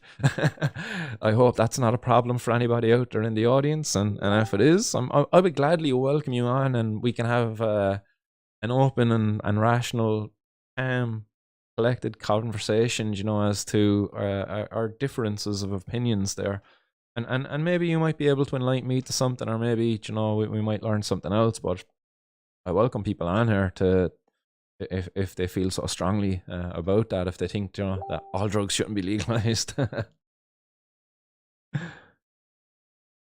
Right. We drive on in the headlines. Let's see what else we have lined up there. We go from the vulnerable individuals, and we're sticking with Cork. Again, this is an individual I actually know, I've met and I've chatted with, and he's a really nice guy. And again, apologies for his name popping up here on screen. I'm going to keep it from my mouth here, but it's out there, it's in the public sphere, and sympathise with the guy for that. But it's not the first time his name is out there in the public sphere either. It's so he's no stranger to this affair. But this is a case coming out of Cork where a local horticulturalist, as they describe him, 35 years of age, this individual, and he got a lengthy suspended sentence. So he got a 4.5 year or a 4 year suspended jail term. So he's going to serve no time in prison.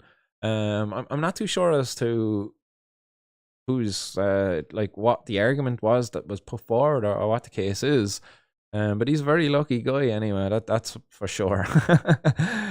Because like these last guys, like they weren't so lucky, you know, 2 years in prison for storing some cannabis, wasn't even growing it. That this guy got 6.5 years for storing some cannabis, wasn't even growing it.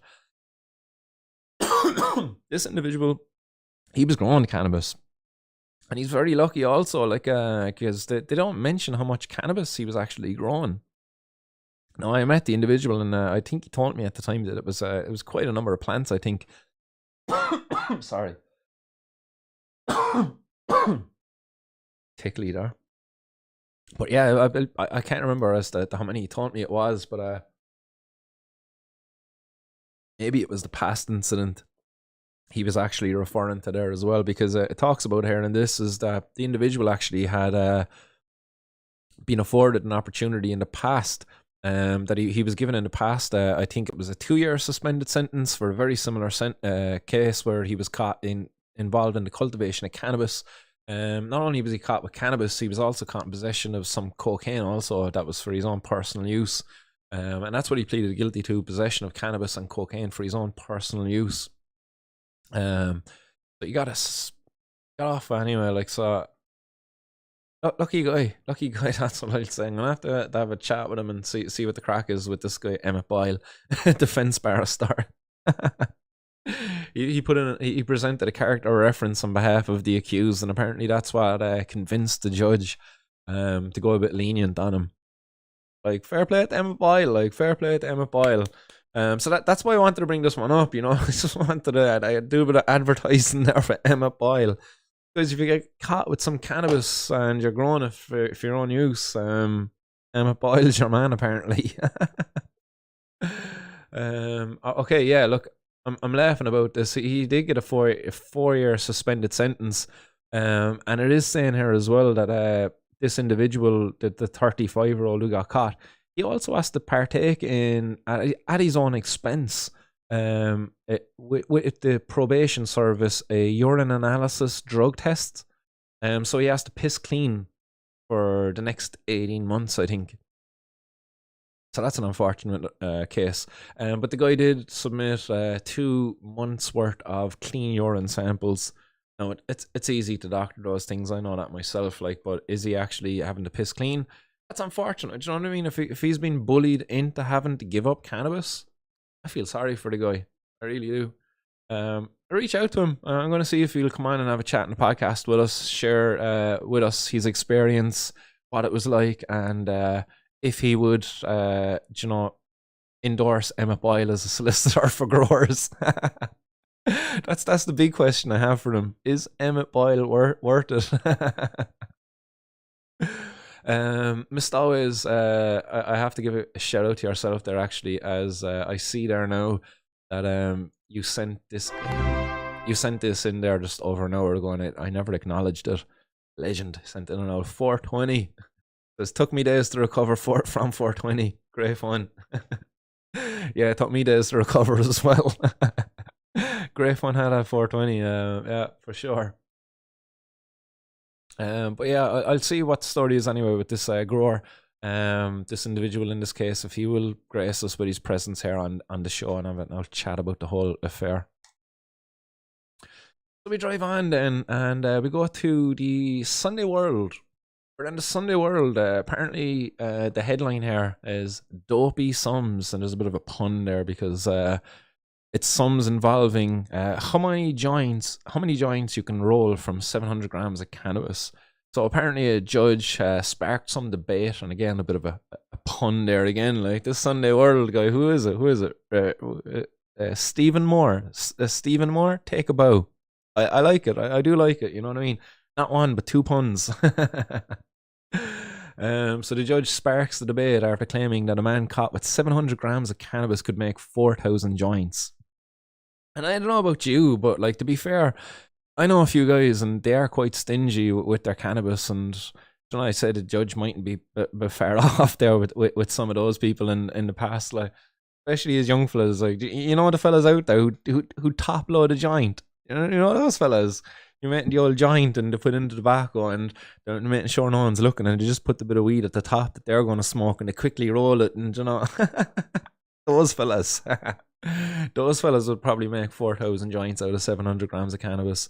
But me myself, I know myself, when I rolled one up there, I went out and I met with Hunter there today, and I rolled up two fatties, and each of those was actually about 1.5 grams in weight.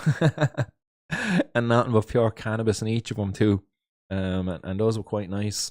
So 700 grams, about, yeah, what's that, 1.5 grams each? So you're talking about 300 joints thereabouts, give or take 350 joints. Anyway, that's my take on it. So I won't really get too much into the story. The guy is a father of one. He got convicted for possession of cannabis and handed a suspended jail sentence. So that's a good outcome. Suspended jail sentence. You can get sent to jail, but again, it's an unfortunate situation. He's dead. 700 grams of cannabis. Come on, like it's not a crime. It's another life ruined here by prohibition. Again, if cannabis was regulated and sold in a retail environment, this dad of one probably would have a legitimate job if that's what was interesting to him. But unfortunately, he's a criminal because of the prohibition of cannabis, and it's at the cost of the courts then as well. You know what I mean? Like think about the cost of the cops involved in the search on his home as well, because it was a raid that was carried out on this guy's home where he possibly lived with his child at the time. Again, you know, trauma there to the child involved if they were present for the raid. It's horrible, like. And for what? For the guy just to get a suspended sentence then at the end of it. Not that I want to see him get punished at all, like, but you think at the end of it that there would be a better outcome, that, you know, maybe the judge, rather than debating as to how many joints you get from 700 grams of cannabis, the judge might open his eyes up as to the cyclical nature of what's going on in front of him. Like, that every year, without fail, you have people like this individual coming before the courts. And is he asking himself, like, when's this going to change? And no, because the judge, why, he's up there, he's sitting there with his big fucking whiskey nose, probably. Again, I'm thinking of that's a personal statement towards the judge that I met myself, but we won't go there. But, like, you know, he's happy to sit there, he's happy to continue this, because it doesn't really affect his life in any negative way. It's actually a positive thing for his life, because, look, it's more work for him. And he gets to sit there, you know, be all high and mighty, thinking he's great, and thinking he's better than these people, thinking he's better than this father of one who got caught with 700 grams of cannabis. But this father of one who got caught with 700 grams of cannabis, well, yeah, like, what he done was illegal. He's not a bad person. He's not a person who should be before the courts. Like, there's no need for that. The policy that created a situation where he needed to be brought before the courts, it's a policy it's long overdue. A change. It's a policy that the public have long campaigned for change around, and it's a policy that the policy makers refuse to engage in a conversation around at all. Like, look at the Citizens' Assembly here in Ireland and the drug policy. They won't have it. They're going to have one on the Lord Mayor of Dublin, isn't it? And biodiversity. They're not going to have one on the drug policy, even though it was promised in the program for government. You know, it's ridiculous. It's absolutely ridiculous. So again, that's why, you know, we're really picking up the efforts for campaign for change. Final one out of the courts.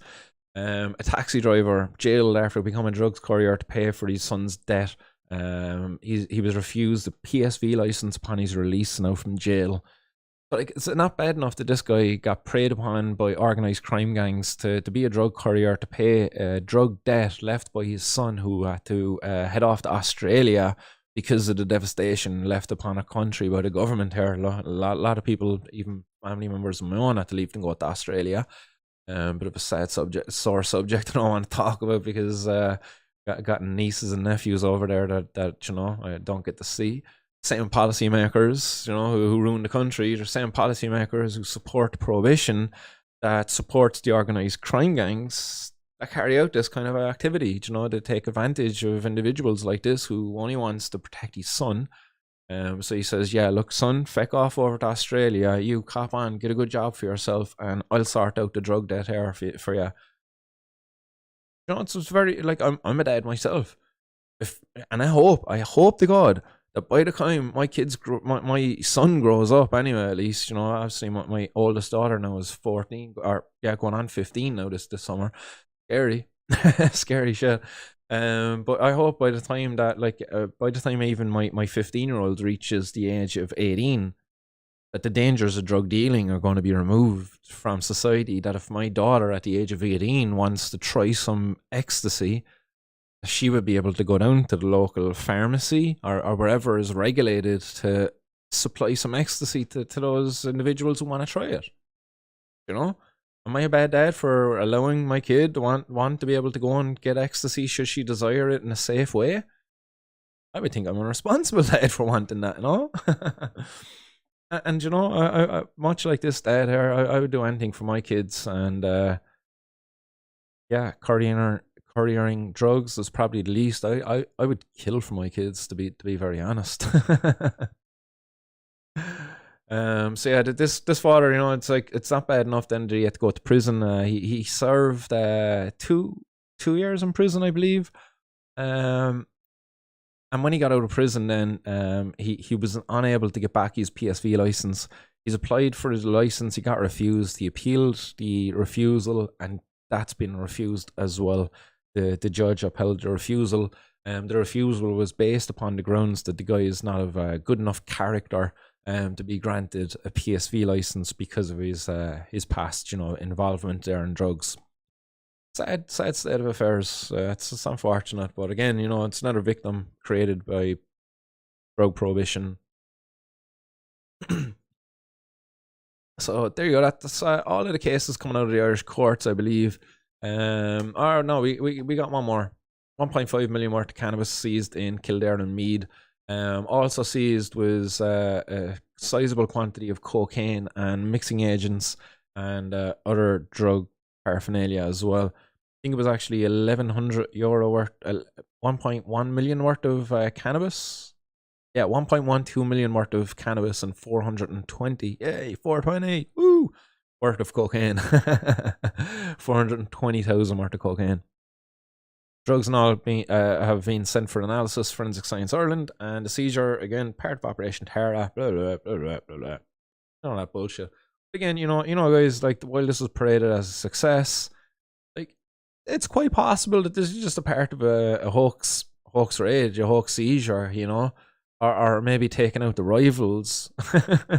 You know, is it actually a success? Should cannabis not be sold by reputable retailers, and then, you know, situations like this won't arise? I'd Then we finished that was the final one there from the Irish courts, I believe. Actually, we have one more. We do have one more. Ireland's dumbest criminal. Here's Ireland's dumbest criminal for you. And this is a sad state of affairs. This individual got caught shoplifting, and the cops then went back and searched his gaff, and they found €135,000 worth of cannabis back at his gaff. So I'm dubbing this guy Ireland's dumbest criminal, at least for today anyway, until I find a dumber one in the future. He's got the title. Like, seriously, like, you got that much cannabis back at your gaff, don't be going out the next with your girlfriend robbing fucking kids' clothes. Silly sausage. Look, obviously, look, I'm saying that a bit tongue in cheek, because this individual, she seems fitting for, again, being one of these individuals that we were dealing with earlier. You know, these vulnerable individuals. You know, the 42,000 here, even the 400,000 here, and the 80,000 here. I believe this guy potentially is one of these vulnerable individuals preyed upon by an organized crime gang to possibly store the drugs, you know, in exchange for maybe some drugs, you know, for that. He's going to take the rap on the knuckles now for this. Again, it could be an unfortunate situation where this guy was working for an organized crime gang who weren't powerful enough to have the right guards in their pocket. And again, the seizure is actually being made as more as an attack on an rival gang than it is as part of Operation Terra.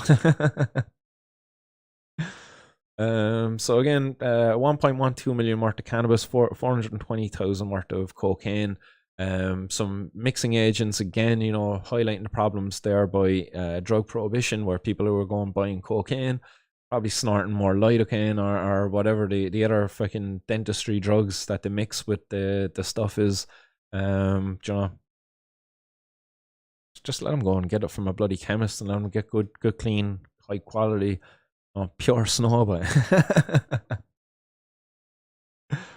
But yeah, that is the last one coming out of the Irish courts. Ireland's dumbest criminal. It's an unfortunate situation for this individual as well, because like, he should hope that he gets retained in custody, because whoever he was storing those drugs for, they're not going to be happy that he decided to go out the next fucking shoplifting while he was storing the cannabis for them at these gaffly.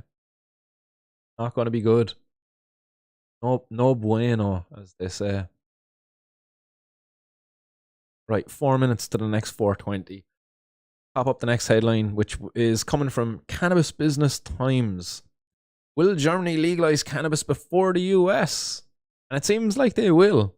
It seems like they will. I'm just going to grab some more bud. 1 second. Where is my jar? Behind the TV.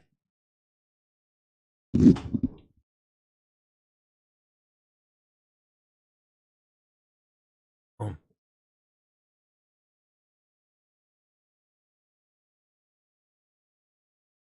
She's a long show today, guys, with lots of news to get through. But we saved the best to last. Anyway, we did. So the news here is coming out of Germany, and it's Cannabis Business Times. They're asking the question: will Germany legalize cannabis before the US? And in recent days, it seems like all indications are that Germany will be legalizing cannabis before the US. This is after the health minister over there, I believe, recently commented saying that they're now making preparations to begin the process of legalizing cannabis and providing a regulated avenue for people to buy cannabis. So it seems like it could happen anytime over the next couple of months now. I know people would like to see it happen sooner. But again, people are chomping at the bits. I think some of the media outlets out there are just taking any kind of any little snippet of information and saying like, "Oh yeah, Germany are going to legalize cannabis next week." Like, but it doesn't look likely that it's going to happen next week. But it could happen over the coming weeks, that they could decriminalize cannabis and set a date, you know, when the cannabis market will open up, you know, and then there'll be a window for people to apply for licenses. Get grows set up, you know, and all of that's going to take time. You know, cannabis is not just going to appear overnight. Maybe there's going to be deals then have to be made with the importation of cannabis from other places. But I really do hope, you know, and I don't think the locals would mind either. But I really do hope that they allow for the local industry to provide the cannabis for the local consumers of cannabis. You know, if I would hate to see a situation where there's licenses granted for people who've got deals with farmers over in Colombia, and they're taking advantage of cheap labor to bring over. Like, I don't want to see that for cannabis again. I really don't. I hope to see a situation arise where they do keep it locally grown cannabis, local grown cannabis collectives, you know, kind of not really for profit type of thing. I don't know. I'm a bit biased on that. I don't know what you all think. Let's see what happens with Germany anyway. Fingers crossed they legalise it soon.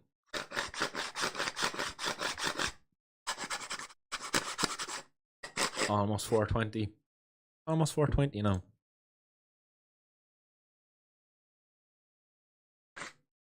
Oh, 10 seconds. Haha.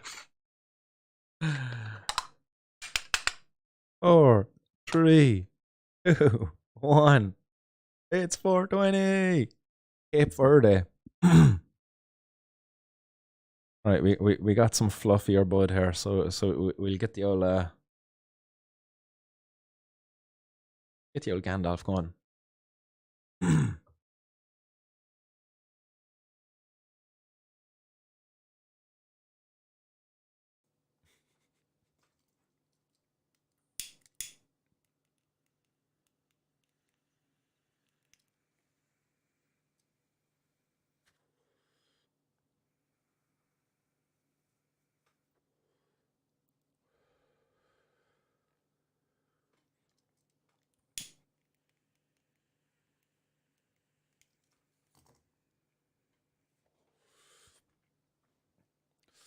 So tasty.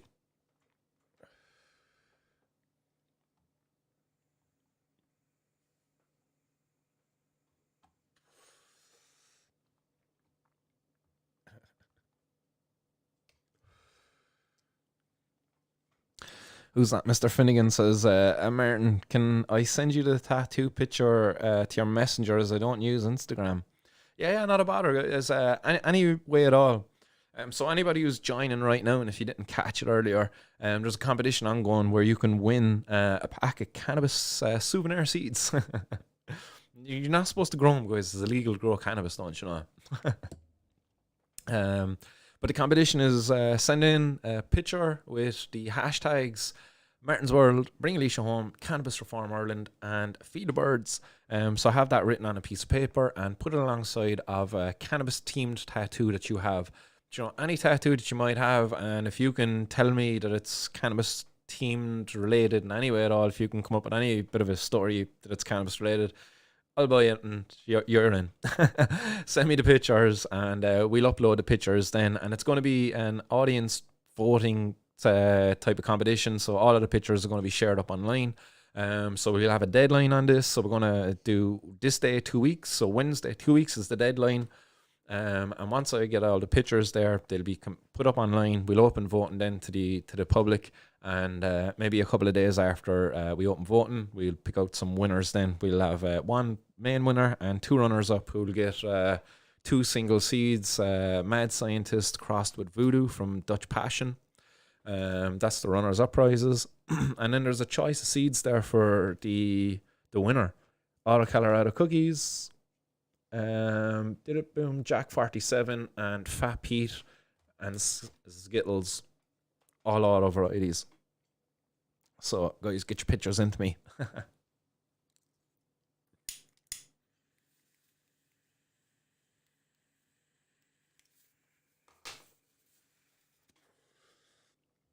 I should really have the hemp wick for this, actually.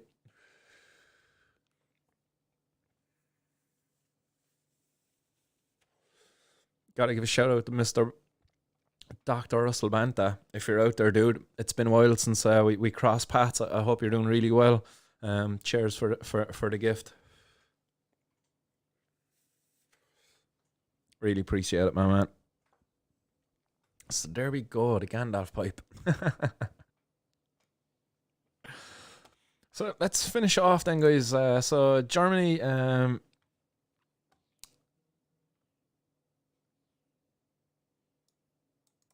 second out. We get it back up here, get the news up. There we go. This is coming out of the Forbes magazine. So as I said, the media are kind of chomping at the bit. Any indication they're putting out headlines like this. So it says Germany speeds up the process to legalize recreational cannabis. So this is coming out of the Forbes magazine, put up there by Dario Sabaghi. He says, when Germany's new coalition introduced legalization of recreational cannabis in its political agenda in late 2021, there were few details on how to regulate the industry. But since then, however, Health Minister Karl Lockback, yeah, I was right there off that. Health Minister was the guy who made the comments. He made the comments there last week that it would start the legal process for cannabis legalization soon. That's all that's been really said, is that the process for cannabis legalization will be started soon. But it doesn't mean that like cannabis will be legalized soon. It's just a process for it. And as I said, like it is going to be a bit of a lengthy process.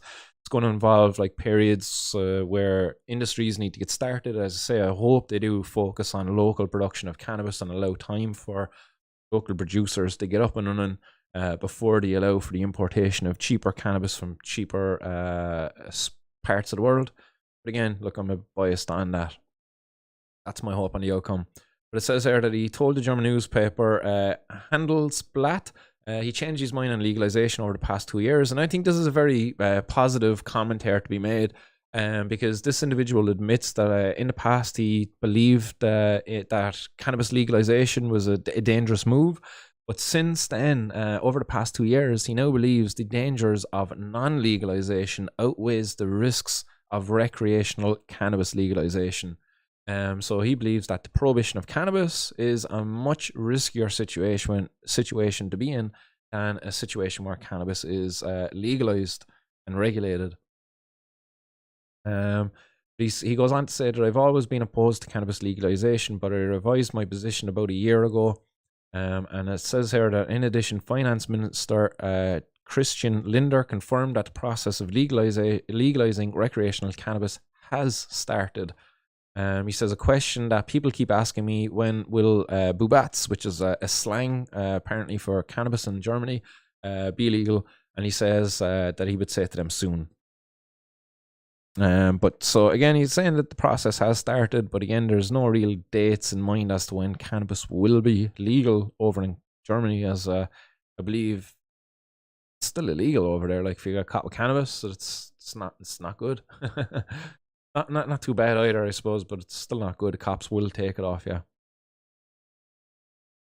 It says here that Justice Minister Marco Buschmann announced on the same day that he is planning a comprehensive technical preparation to legalise cannabis through a consultation process together with the Ministry of Health and other departments. The process will also involve the federal, states, municipalities, associations, science and civil society players. And according to the Lockback, the technical talks will likely start this summer, and a draft bill is expected to follow in late 2022. There you go. Like, so it seems like nothing's really going to happen this year, except maybe a publishing of a bill. But if it's only a draft bill late in 2022, and you know you're really talking about 2023 before the ball actually gets rolling on cannabis legalization over there in Germany. But look, I hate to be being anyway like negative Nancy on that, like, but it seems like I think some of the headlines of late were kind of misleading people as to what's going on in Germany.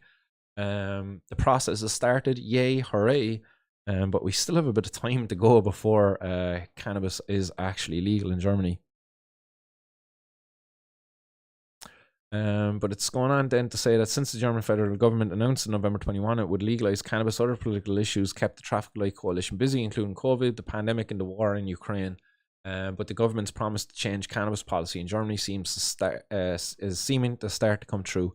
However, there are several elements to take into consideration, including what model to adopt to legalise adult cannabis use sales.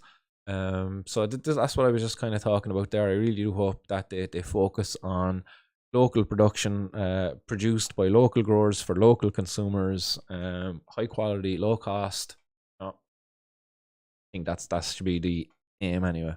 I don't think we should be looking at, again, kind of capitalist driven model where we're taking advantage of cheap labor, cheap farmers and stuff like that in countries where the labor force is cheaper, because I don't think anyone really benefits from instances like that, because really for the companies that employ these cheap labor forces, they don't really ever want these labor forces to be getting any more expensive, so they never as an economy get to kind of grow. Pardon the pun. I don't know, I could be wrong on that, but again, you look at things like the coffee industry and the chocolate industry, and some of the the claims that are being made about those industries in terms of like slavery and shit like that, man. I don't want that for cannabis. Like, cannabis has had a shit enough fucking 80 years there because of prohibition, almost 100 years. I don't want to see the process of ending the prohibition of it turn into a nasty situation where we got massive companies fucking practically enslaving people, you know, cheap labor forces and all of that. Again, look, I'm ranting, I'm giving away my bias and all of that, like, but I'm sure other people will jive in what I'm just said. Also, then, you know, as well as Germany doing their thing, Switzerland are also they're that's more important, actually. I think Switzerland, while the scale of what's going on in Switzerland is much smaller, it's starting this summer. This summer in Switzerland, 400. I really annoyed about that. I think that they missed an opportunity there. They could have threw in an extra 20 people. Come on, Switzerland, like get with the fucking program, guys. They should have had 420 people, but unfortunately, you know, they really missed an opportunity, and they had 400 people. But for those 400 individuals, what lucky ducks they are, because they're going to be a part of a program that's going to be seeing the sale of cannabis for recreational use to adults in Switzerland. This is going to be taking place. They're saying here the initiative is a joint project. With the University of Basel, and it will take place in Basel, Switzerland, the third most populous city in the north of the country. The study on the legal sale of adult cannabis aims to provide information to regulate cannabis in the whole country then afterwards. So I think that's a good way to go, you know. Switzerland as well, I think it's very important as well to restate. When I covered their conversations when they were debating this in the government level, they were very strict about it, that the cannabis had to be organic and Swiss grown. I believe it was organic. I don't know if it was organic as important as it being Swiss grown, but I do believe organic was very much a part of that. That's what they were arguing for. They were saying that the cannabis has to be organic and it has to be Swiss grown. So I think that's why the program is starting so small. They're starting it small and they're finding how they can grow it to cater for the larger economy there. Right.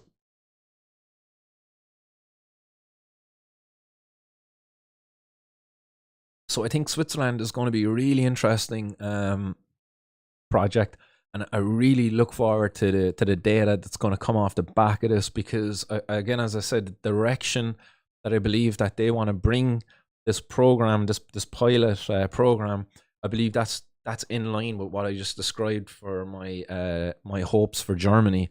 Again, locally produced cannabis, you know, by local growers for local consumers, high quality, organic, kind of ticks that box. High quality cannabis at a low cost as well. And I think organics, yes, you can definitely keep a low cost as well if organics is done right. So fucking yes, I think that go on, Switzerland. At the Swiss. I do believe that they deserve that share.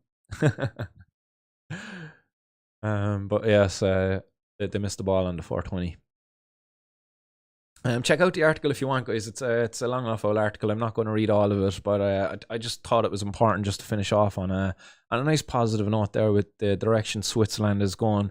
Albeit, you know, a small program, I really think they're heading the right direction, and I look forward to see where this goes, because, you know, after the summer trial is up, yeah, and they process the data, we could be talking maybe next January, February. We could be looking at a release of the data, maybe even as early as December, maybe if the researchers are on the ball with it. But I look forward to what that's going to contribute to the conversation within Europe as to the legalization of cannabis, because I know then as well, you know, that Luke Flanagan, as part of the 420 events above in Dublin, said that he's got plans at the European level that they're going to be putting forward recommendations around the legalization of cannabis or the descheduling of cannabis within the European Union. So I look forward to seeing that happening too. But yeah, I think we've got very exciting times ahead. Very exciting times. So there we go. That's all. That's all, folks. But yeah, that is all the 420 news. 2 hours later, so it's great to be back and get a nice lengthy show in with you there this evening. I'm going to be chatting with the guys, People Before Profit, and the What About Us campaign there later this evening. So What About Us are they're meeting this evening, and we're going to be having a discussion as to about where I think the direction we're taking the campaign. So I'll fill you in on as to how that discussion goes. That's happening at 7:25 minutes. Any word on Malta? What's happening in Malta? Well, the Maltese are being a bit rude, and they're keeping the market for the Maltese. They're being Maltesers. Hey, get it? Hey, they're teasing us, the feckers. So apparently there's going to be no market there for tourists to get access to cannabis. Although obviously because of the change in the legal status of it over there, it's going to be a bit more easier to get it on the streets now. As tourists in Malta, you don't have any legal avenue to go buy it. I believe you have to be a resident of Malta to get a membership to one of the collectives over there where they're going to be able to get cannabis from. But off the top of my head, I don't know what the story is in Malta, what's going on over there on the ground level. I should actually make an effort. I don't know, is there any more cheap flights out of Cork actually to Malta? It's a nice place to visit, in fairness. But I do know one or two people over there on the ground, so I should reach out to them and see what the crack is, and maybe get them to come on and do a bit of an update there for yourselves as part of an interview. But yeah, that's kind of all I know about Malta and what's the crack down there.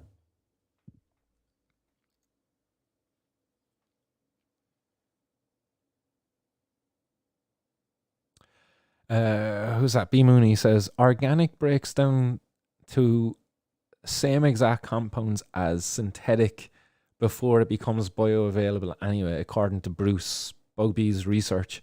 Yeah, it's I wouldn't dispute some of that stuff. I definitely think that synthetic compounds they mimic and they're made to replicate organic compounds. So yeah, you're definitely you're not wrong in saying that. But the problem with the synthetic compounds, let's say with nutrient salts, let's say for example, is that they're not in line with the life cycle of the soil. If you're just pumping nitrogen-rich fucking soil compounds going onto the soil, the biodiversity of life, it's going to diminish. The quality of that soil, it's going to diminish, and all of that. So I suppose really with the organics is that you're complementing the life cycle of the soil, the soil food web, if you will. If you're only feeding a plant directly, the synthetics, just giving the plant what it needs directly, then you're missing an opportunity to complement that soil food web. And yeah, look, it's a bit hippy-dippy, I suppose, but it's the planet. Like the guys over at High and Homegrown, they had Dr. Elaine Ingram on there recently, and she's an absolute legend. Like I followed her work for a long time, and I learned an awful lot of what I know about the soil food web from herself and Jeff Lowenfels. And yeah, there's definitely need for us to be getting up to speed as to the organic food process, because look, it's as great as synthetics are, you don't want to become reliant on these companies that sell you synthetics to feed your plants. It'd be much more beneficial if you were able to learn how to feed the plants with what's available freely around you, in terms of compost and other things out there.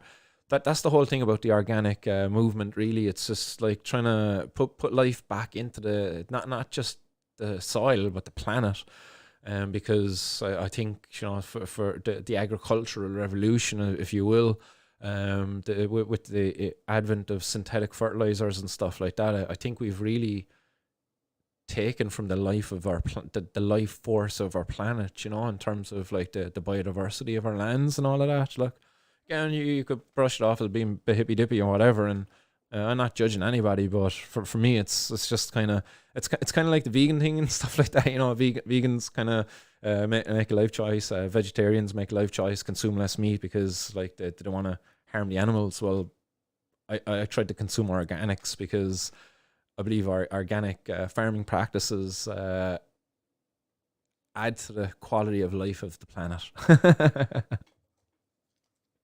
That's my belief. You vote with your money as well, so when you buy organic, you're voting organic.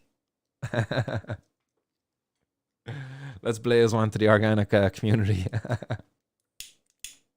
And in saying that, it's actually a bit hypocritical of me of being all about the organics, and I do believe this was actually grown using advanced nutrients. I'm fucking hypocrite of the highest order here. But because of prohibition, I'm blaming prohibition. It's prohibition's fault that I have to use the consume cannabis grown with advanced nutrients.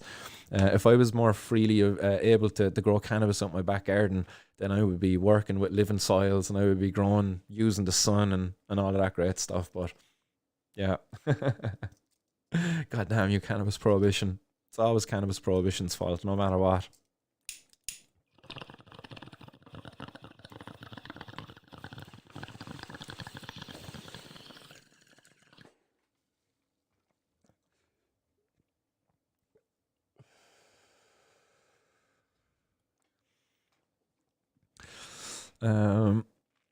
What's happening, Rashers? Rashers saying here I'd buy a hash Toblerone.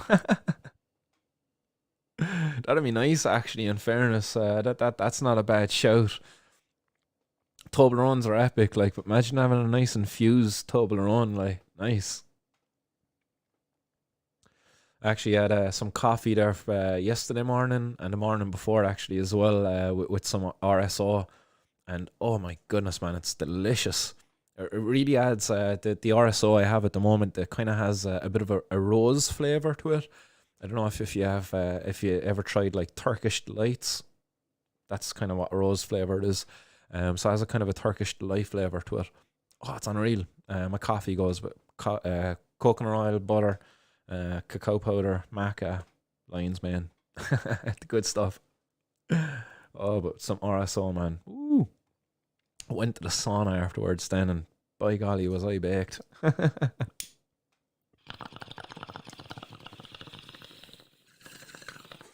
Much like now. And guys, I gotta run. I'm gonna have to shut down the system here now and tidy up the studio. And my Miss Alexis has got football practice. She's an old GA player, so I gotta bring her up to the old GA. And then I'll be doing the meeting with the guys at the What About Us campaign there as well, while watching them train. Always busy. I know I was saying I'm taking a handy, like, but I'm taking a handy while still being busy. Yeah, tinkle tink. There you go, man. Organic means you feed the bacteria and the fungi, and they feed the plant. Yeah, well, yeah, that's kind of, yeah, that's pretty much. I think even the word organic has been hijacked. I think it's a bit of a trendy term now, because to be honest, like when I went through the herbal science course, and you get like this organic label, and you get inspectors who come out and inspect your property where you're growing organically to get approval and have this seal of approval, on your thing. But these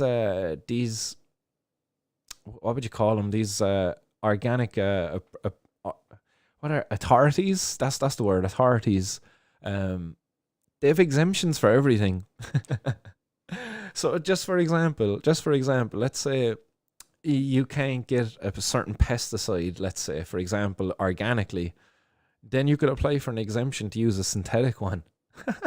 And you can still keep your organic certification even though you use a synthetic, because you had an exemption for it, because you were able to get like, man, the whole thing stinks. It's a big fucking money fiasco thing, if you ask me, the whole organic thing. But people like Elaine Ingram, people like Jeff Lowenfeld's, the whole thing about the soil food web, that's where it's at, like, I think organic, it is another hijacked term.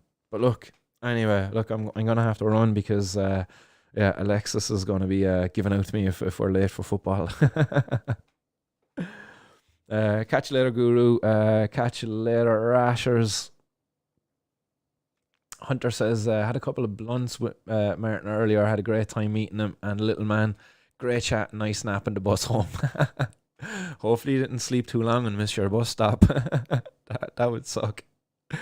But yes, Hunter, it was a great afternoon there that we had, actually. Yeah, it was nice. And we got home just before the rain, man. It lashed there about 3 o'clock here. So we dodged that shower. So yes, peace out, guys. B Mooney says, overfert is bad, but only growing organic means we need far more landmass to produce the same amount, so it's not as perfect for the environment as it's believed to be. Yes and no, B Mooney. I think if you're growing organically in a monoculture way, but if you grow organically in a more how would you say, more efficient way, like companion planting, for example, do you know, you're getting a lot more out of the land then, rather than getting one crop out of the land. You know, you might be getting a couple of different crops. There's a lot of different things. We could talk about this for ages, you know, because I do have strong views as to how food is produced. I don't really like mono crops and mono agriculture and all of that stuff, like. But I do hear your argument, though. Like, I do hear you. But I think it's just because of how we currently farm. And I think if we changed how we farm, I think if we've got a lot more locally produced food and produced in a way in which the farms are producing much more than just one thing, you know, or maybe working in partnerships, like people like Polyface Farms. Polyface Farms is a very good example. The way they'll run animals across a field, like. And therefore increase the efficiency or the output of those fields from those animals. Like, you know, that's just one good example of a farming practice that increases the efficiency of a land size. But Polyface Farms, Joel Salatin, again, Joe Rogan is where I heard that guy, but so glad I did, because man, he really opened my eyes up to a lot of that. And it was through Joel Salatin that I found my way to Dr. Elaine Ingram and Jeff Lowenfels and the Side Food Web and all of that stuff. So that was really cool. But yeah, you're right, Rasher. Stop talking, go training, or I'll be dead. Yes, guys, it's been cool. Really like the conversations. It's been great crack in the hot box, and it's been really nice to be back to be doing 420 news with yourselves. As I said, I'll be back maybe this time next week. I'm committing to it now. But forgive me if something comes up and I have to change that commitment. Hopefully everything goes well, and the everything is yeah. Let's hope all goes well. Good luck, guys. Have a nice evening. Stay blazed out there. Keep her lit, and be safe. Don't end up in the 420 news unless it's good news. Peace.